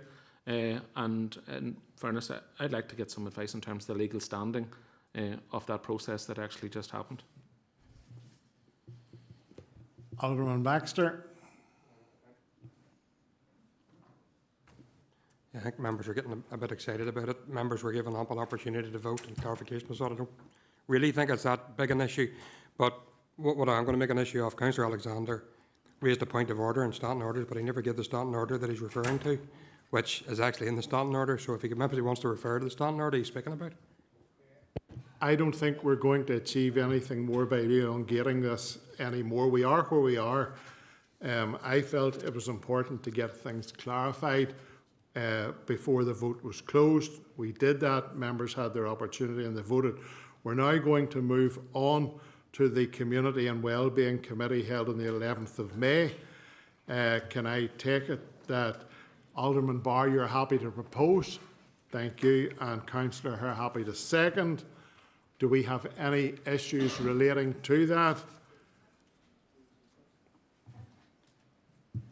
Happy to move on. Thank you. Agenda item 5.5, minutes of the Economic Development and Regeneration meeting held on the 12th of May.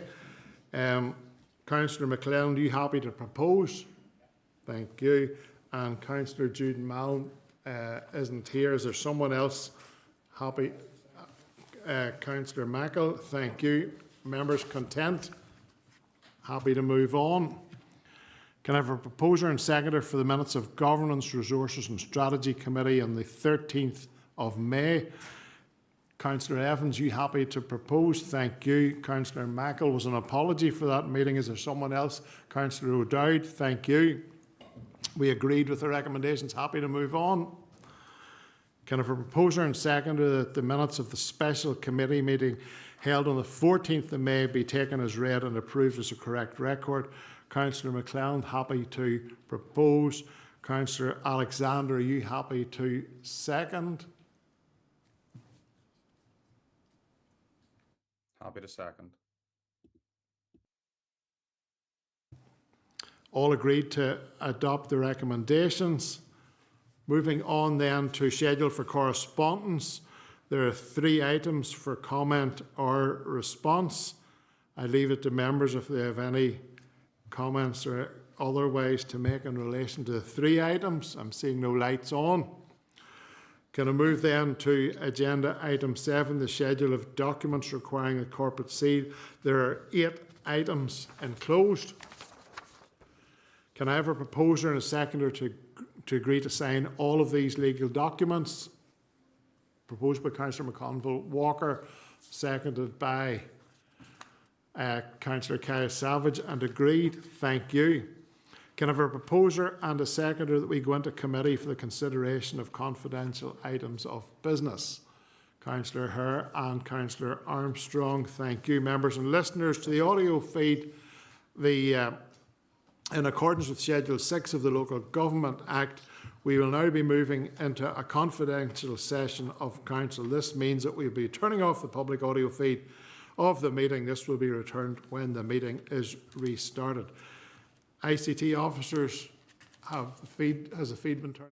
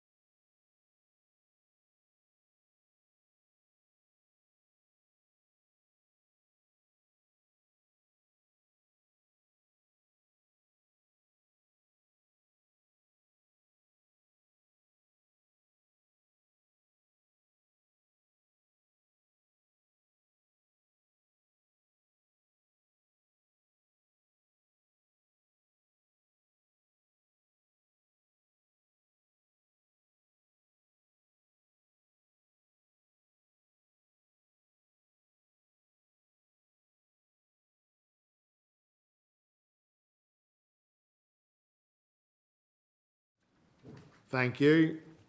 Can I have a proposer and second to adopt the decisions taken in committee, please, members? Proposed by Councillor Scott Armstrong, seconded by Councillor Lavelle McElrath.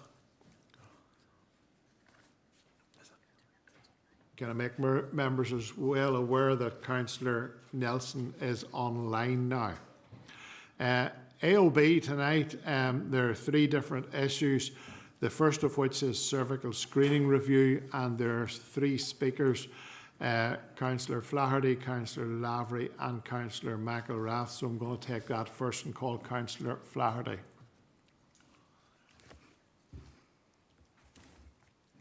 Thank you, Lord Mayor, and thank you for accepting AOB. I know I was probably was early on, but I've been obviously waiting for the report on that Thursday that it was published. I thought just better make sure that we finish what we started in this chamber as briefly as we can. Clearly want to raise the issue surrounding cervical screening within the Southern Trust following said publication of the Sir Frank Atherton report. Firstly, it's very important we acknowledge the women at the centre of this, and I am going to call it a tragedy. It's a scandal, but it's a tragedy, including those we knew, Lindsay Courtney and Aaron Harbison, and remember the families who continue to live with the consequences of what happened. For many women and families across the community, this has been deeply distressing and emotionally exhausting. Like many others, this issue has touched me personally. I've said before in here, been very clear, including family members and friends who received the letters. It was for I don't know how, I didn't get one, God, somebody was looking over me. But they experienced the fear and the uncertainty that followed. I've lived some of it with them. Seeing that impact at close hand has reinforced how significant this has been, both emotionally and in terms of public confidence in our health system. I know that there has been a deep disappointment, that's an understatement, amongst many families and campaigners that a full public inquiry was not established, particularly given the seriousness and sensitivity of this issue. However, regardless of differing interpretations of that decision, I think we all share a responsibility to ensure lessons are learned, transparency is strengthened and confidence is rebuilt moving forward. I've said it many times, said earlier actually, we need to have trust in the trust. And that is regardless of what others may wish to do in the future. Chair, I had previously in this chamber at November time, I believe, indicated my wish that once the Atherton review was published, Council would seek an opportunity to convene the Health Working Group to engage directly with the relevant bodies on this matter. Can I thank Elaine, she's here, Elaine, for correspondence after that, and it was agreed that actually there was no point in sitting down before we had the review and before we had publication. So thank you, Elaine, for that, and we all have been patient in allowing the process to conclude. But I believe now is the appropriate time for that engagement to take place, Lord Mayor. Therefore, I would ask that this issue be brought before the Council's Health Working Group, as was previously agreed, with an invitation extended in particular to the Public Health Agency and, as I indicated earlier, the Southern Health and Social Care Trust. The purpose would not be to re-litigate the report itself. Quite frankly, we have had enough reports at this point, but rather to allow councillors the opportunity to better understand what improvements are now being implemented, what safeguards are being strengthened, and how confidence in the cervical screening services programme can be rebuilt across our communities. I believe the engagement will be constructive, transparent, and ultimately what we all want is a benefit for the public we all represent. Thank you, Lord Mayor. Councillor Peter Lavery.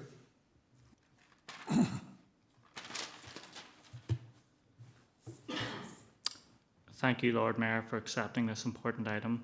I, like many others, were both shocked and appalled by the recent decision of UUP Health Minister Mike Nesbitt not to commission a statutory public inquiry into the cervical screening scandal in Southern Health and Social Care Trust, The explicit conclusion in Sir Frank Atherton's report on cervical screening was that an inquiry would give greater assurance around full information disclosure and the truthfulness of testimony by individuals and organisations involved in the scandal, yet the Health Minister said no.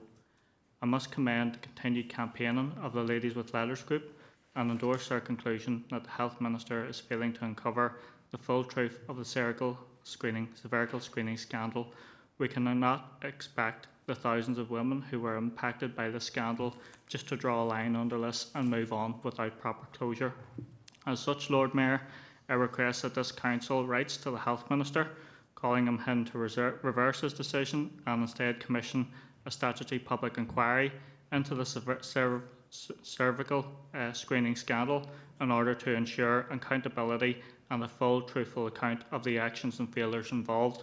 Finally, should Mike Nesbitt refuse to reverse his decision, then I would call on the UUP leadership to change who their nominee is for Health Minister and replace him with another representative whose first act would be to commission a public inquiry. The ladies will not accept the current status quo. Thank you. Okay, Councillor McElrath. Thank you, Lord Mayor. It's not often that Peter Lavery, Councillor Lavery, myself are on the same page, but we pretty much are on this one, Lord Mayor. And again, the Atherton report has been referred to into the cervical screening scandal and the refusal by the Health Minister to order a public inquiry into the same. The families of Lindsay Courtney and Erin Harbinson deserve better. They deserve to know the truth. To not even mention them in press releases and reports has stirred much justified anger and resentment out in the community. The devastated families, the thousands of ladies with letters, and the wider community, quite frankly, have been left disappointed and let down by the system.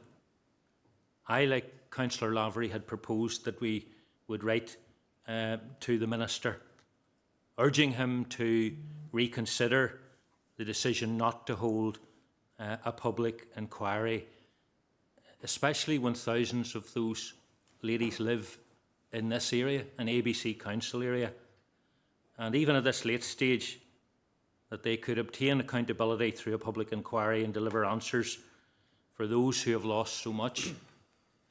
I think I'm on record in this chamber as being the first councillor that asked for a public inquiry, and tonight that hasn't changed.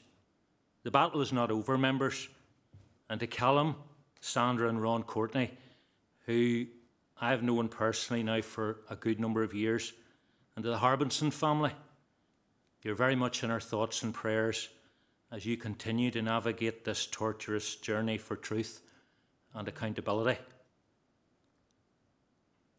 I'm happy, Lord Mayor, to second the writing to the Health Minister in terms of our disappointment and asking him to consider reversing the decision.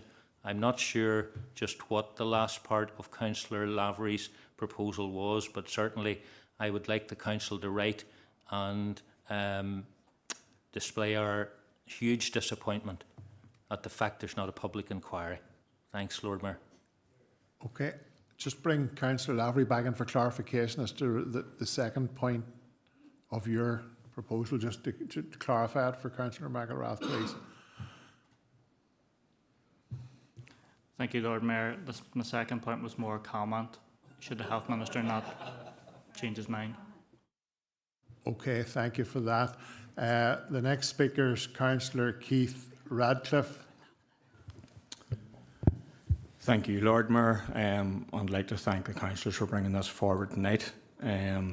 My thoughts and prayers, first of all, before I say what I have to say, is obviously for all the relatives that have been affected by this judgment. Really, really big concerns for them, so I have. But to go further, TUV was the first political party actually to call out for a public inquiry into the Ladies with Letters scandal, and we remain firm in the view that this must be held. Nothing short of a full inquiry under the terms of the 2005 Act will provide answers that are needed in this scandal. Such an inquiry would be independently chaired by a judge involve multiple public hearings, have the power to compel documents and witnesses, and result in publication of a comprehensive report into what exactly happened and what went wrong. Yes, it's an expensive process, but it's the only way to build confidence in the system, hold people accountable, and bring justice for women who were impacted.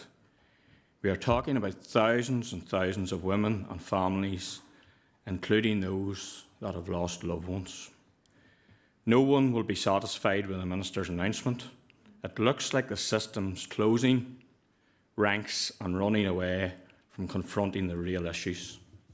Tellingly, when the Health Minister was asked by Timothy Gasson, the MLA, if Lindsay Courtney and Aaron Harrison would be alive if the Southern Health and Southern Care Trust had not deviated from guidance from the NHS cervical screening programme, Mr Nesbitt's response said that was an open question. That is not good enough. That is not good enough for families. That is not good enough for women in Northern Ireland. The question could and should be answered, and the families demand and deserve an answer. Thank you, Lord Mayor. And the next speaker is Councillor Claire McConville Walker. Thank you, Lord Mayor, and thank you to my colleagues here in the chamber who brought this piece of AOB this evening. It is just so important, and so much has already been said about it. As I've said before in this chamber, I also received one of those letters. Thankfully, mine came back that the review was clear, but my thoughts are with those ladies who have suffered and have had to go through operations, families who have lost loved ones, the Harbinson and Courtney families. Their strength is just absolutely unbelievable. And in the midst of their own grief, they're campaigning for other women. It's just so heartening to watch that. It's been referred to as a scandal here, and that's exactly what it is. It is a scandal. And I think not having the review is also a missed opportunity to review women's health here, the health services on the whole here in the north. And I do support the call for us to write as a council to reconsider the review, because I think it's the only way to pave a better way forward to get justice for those people who have lost their lives. And the work that the Ladies with Letters group, I don't even think people realise the hours and commitment and the strain that those ladies have put on their own lives, on their own health, in pursuit of standing up for other women and asking for better. So I can't pay enough tributes to them. And I also think about those women who are part of that 17,000 plus women who maybe haven't attended meetings, who haven't spoke out, who are quietly suffering at home because of all of this. And I would urge them to come forward. But we need this review. It's the only way to pave a way forward and to build our trust in the system. Thank you. Thank you, Councillor McConville Walker. Councillor Thomas O'Hanlon.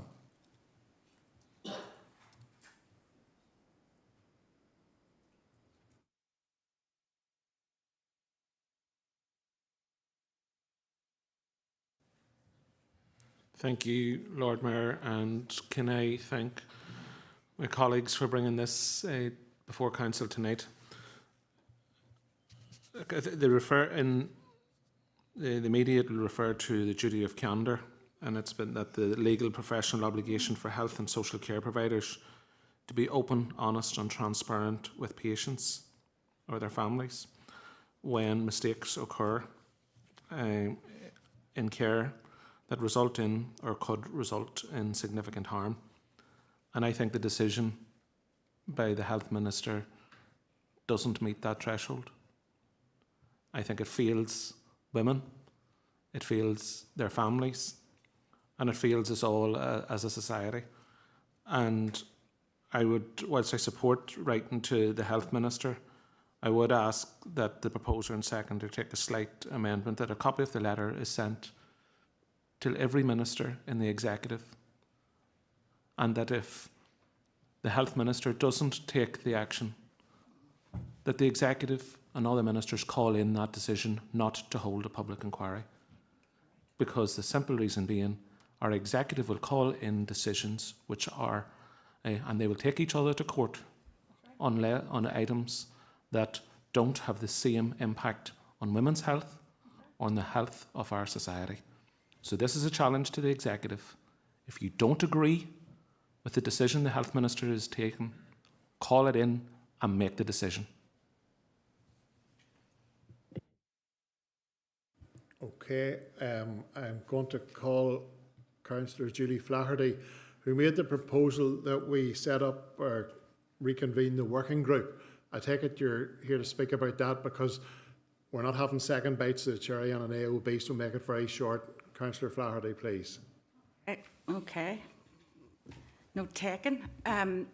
Yes, no, just to be clear about that, we did agree that the health working group was to be reconvened when this report come.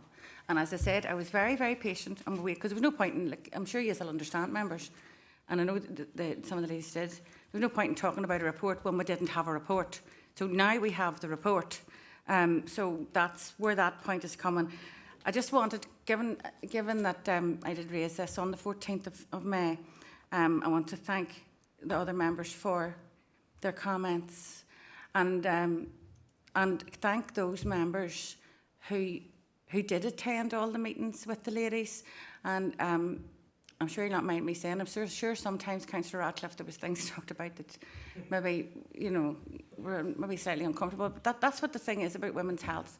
And that's been part of the discussion. I have no issue, write to the Health Minister, whatever you want. I write to him all the time. I spoke to him on the 14th of May.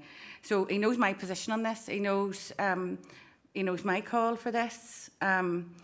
And given some of the political points made, I have to say, Lord Mayor, I am a wee bit disappointed because, you know, my mother was one of these ladies. My mother's, she'll hate me saying this, but she's over 70 years of age. Like, it has been just appalling for ladies.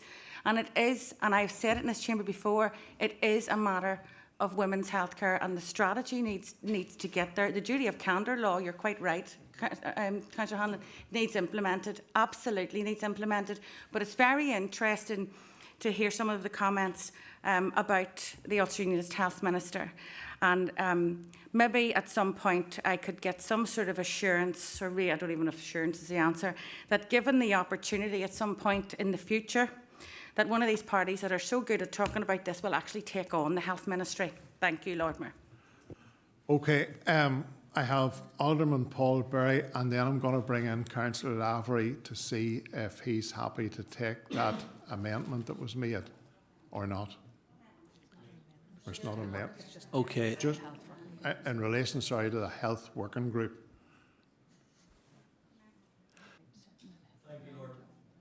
Sorry, give me a second here. The night's getting long. The proposal that was made to send a letter to all ministers in the executive, are you happy to incorporate that, Councillor Lavery?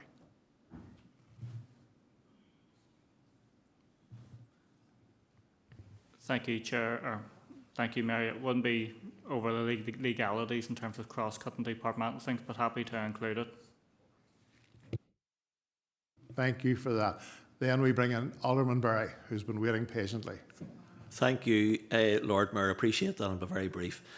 Obviously, first of all, I would like to place on record thanks to the members who brought this, but especially to Councillor Flaherty and Councillor Ratcliffe, who on many occasions accompanied the ladies up to Belfast. And I know other political parties did that as well. I appreciate that. Diane Dodds was another one. And I think, obviously, we want to continue to commend the ladies of the letters who have continued to fight this battle. We were all hugely disappointed, angry and annoyed in relation to the Minister's decision. On a personal level, I had the pleasure of knowing Erin Harbinson. She worked in the nursery where my 3 children attended and was loved by all children. And at a very personal level, every time it comes up, we can't help but think of her, and indeed her husband Trevor and their family, because she left a young family, as did the Courtneys. So, you know, obviously our prayers are continue with them.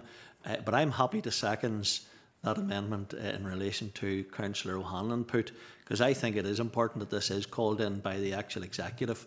We can go around all the legalities of the day, Mr. Lord Mayor, but with the greatest respects, take politics out of it. If there's one thing that needs to be called in and one thing that needs to be dealt with, is this issue here, because of this complete and utter scandal that happened, these ladies and sadly many more. And I think their voice is heard. And if the Minister and if the Executive think that Heather Thompson and Tracy Bell and co is going to go away, they have another thing coming. And I think we will get 100% behind them. And I'm 100% behind this letter with the amendment in relation to asking the Executive to call this in. Okay. Can I ask, is the seconder of the initial proposal happy to incorporate this? You are, yes, thank you. Okay then, are we agreed, members? Thank you. Moving on then to the second item, which relates to Craigavon water sports, and we'll bring in Councillor Catherine Nelson, who hopefully is online waiting.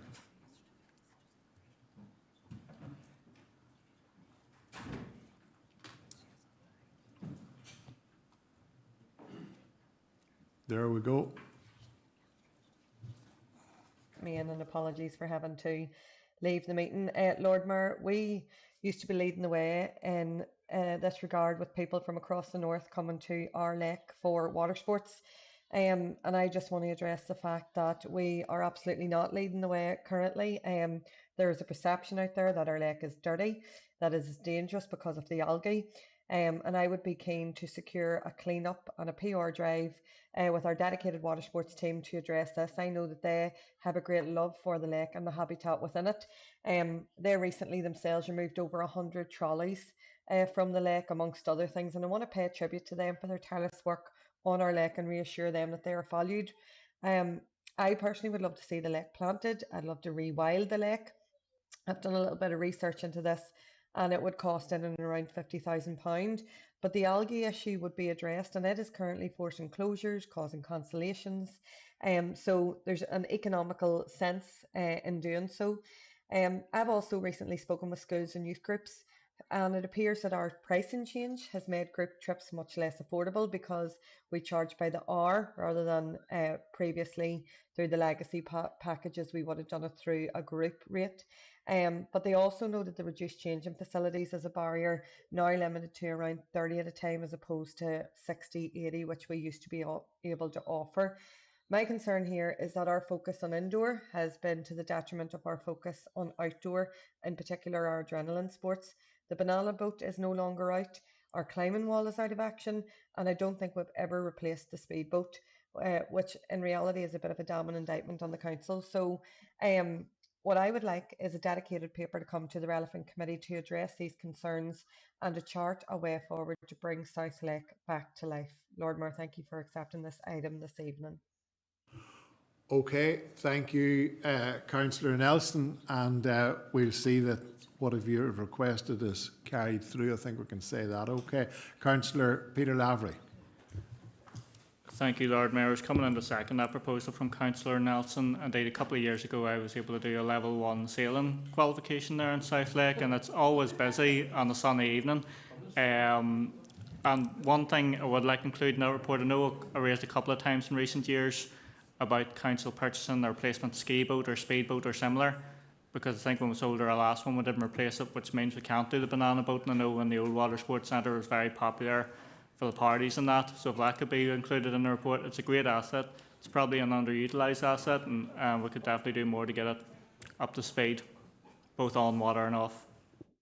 Okay, thank you for that, and I'm sure that can be incorporated into Councillor Nelson's request as well. Thank you. Moving on then to the third and final AOB, and it's a condition of the chapel and around the palace at Armagh, and it's Councillor Keith Radcliffe wants to speak on that.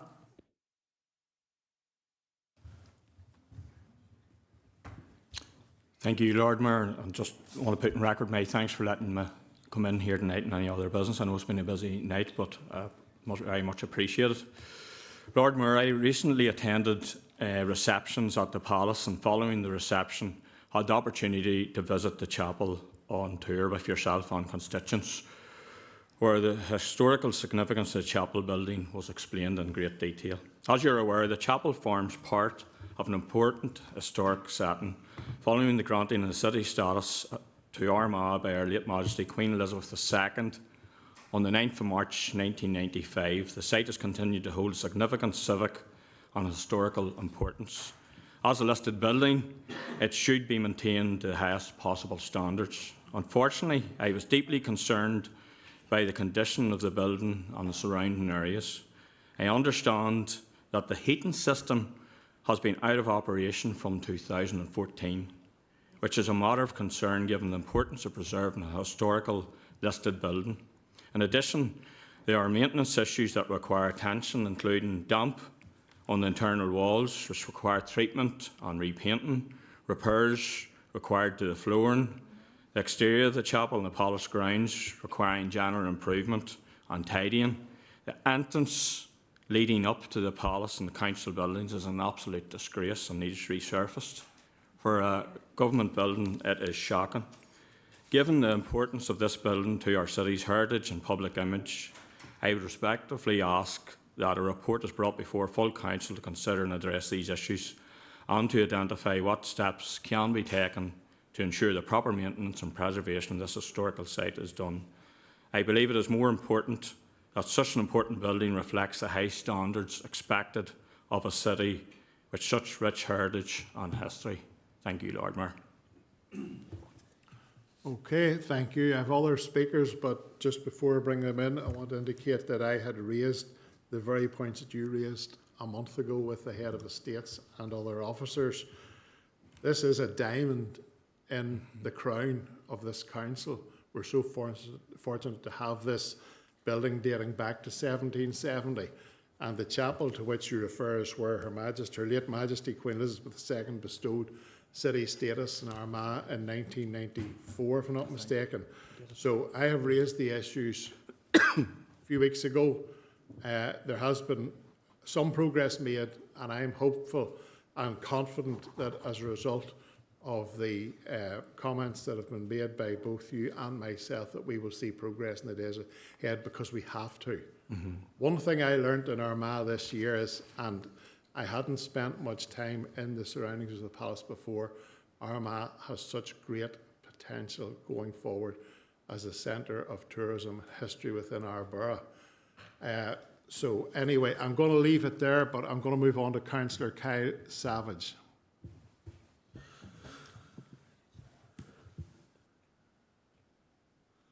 Thank you, Lord Mayor, and thanks to Councillor Ratcliffe for bringing this forward tonight. I'm a wee bit disappointed, because I had raised this perhaps 6 months to a year ago, and I'm very disappointed in that report coming back. I'd like to know why the work that I had complained about was not carried out. That's not good. Some of the issues that Councillor Ratcliffe has said, I had reported them. So somebody's dropped the ball here somewhere, so they need to pick it up and get this sorted as soon as possible. It is a jewel in the crown in this council, so we need to look after it. Thank you. Councillor Scott Armstrong. Yeah, thank you, Lord Mayor. And sort of off the back of Councillor Savage, I too reported this over a year ago and was assured that it would be high priority, especially with the old chapel. And this is a conversation I'm having with staff and reception staff in there, but little small issues. Once those small issues kind of mount to big issues, and then when we get the big issues, then it costs a big bill. I was assured that the work would commence in the chapel and the boiler would have been replaced. I'm disappointed to hear that it still has not been. And I think the bollard is still broken. I haven't checked in a while. I was told it would be fixed and it would be in high priority. It seems to be that that's not the case. So, yeah, looking forward to this report. Thank you. Councillor Flaherty. Yes, Lord Mayor, thank you, and thank you, Keith, for raising this in the chamber, because I have to agree with you, Lord Mayor, and Councillor Savage, because it's 40 million years ago from I was Lord Mayor, but we had the same complaints then, and I'm sure you know, and you're going to come in after me, Councillor Hanlon.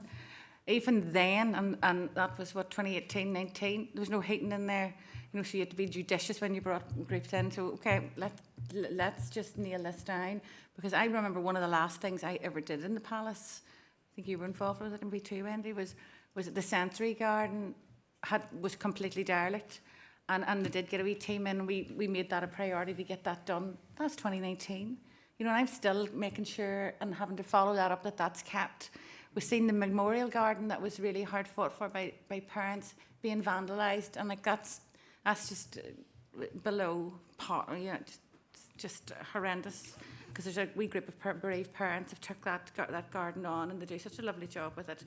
And to go in and see it vandalised and just trashed, it's just so disrespectful. So yes, this is good to see this coming forward, and we just can't let these things roll on any longer. It's just not right. Thank you. Councillor Thomas O'Hanlon. Lord Mayor, thank you. The road to Damascus has been a road that has been travelled by many. I am glad to see so many of you now realise the importance of the primatial city on this island and the proper place for this borough and beyond. Let's face it, nobody dropped the ball. They haven't dropped the lawnmower. Never mind round. Yes, in round the chapel, in round the palace itself, but the entire grounds. It's unsightly, it's terrible, and it hasn't been properly maintained since this council came into being. It hasn't been held in the same esteem or respect by this authority since the day and hour this organisation was formed. Be it the play park, be it the grass cutting, be it the road up to it, or anything.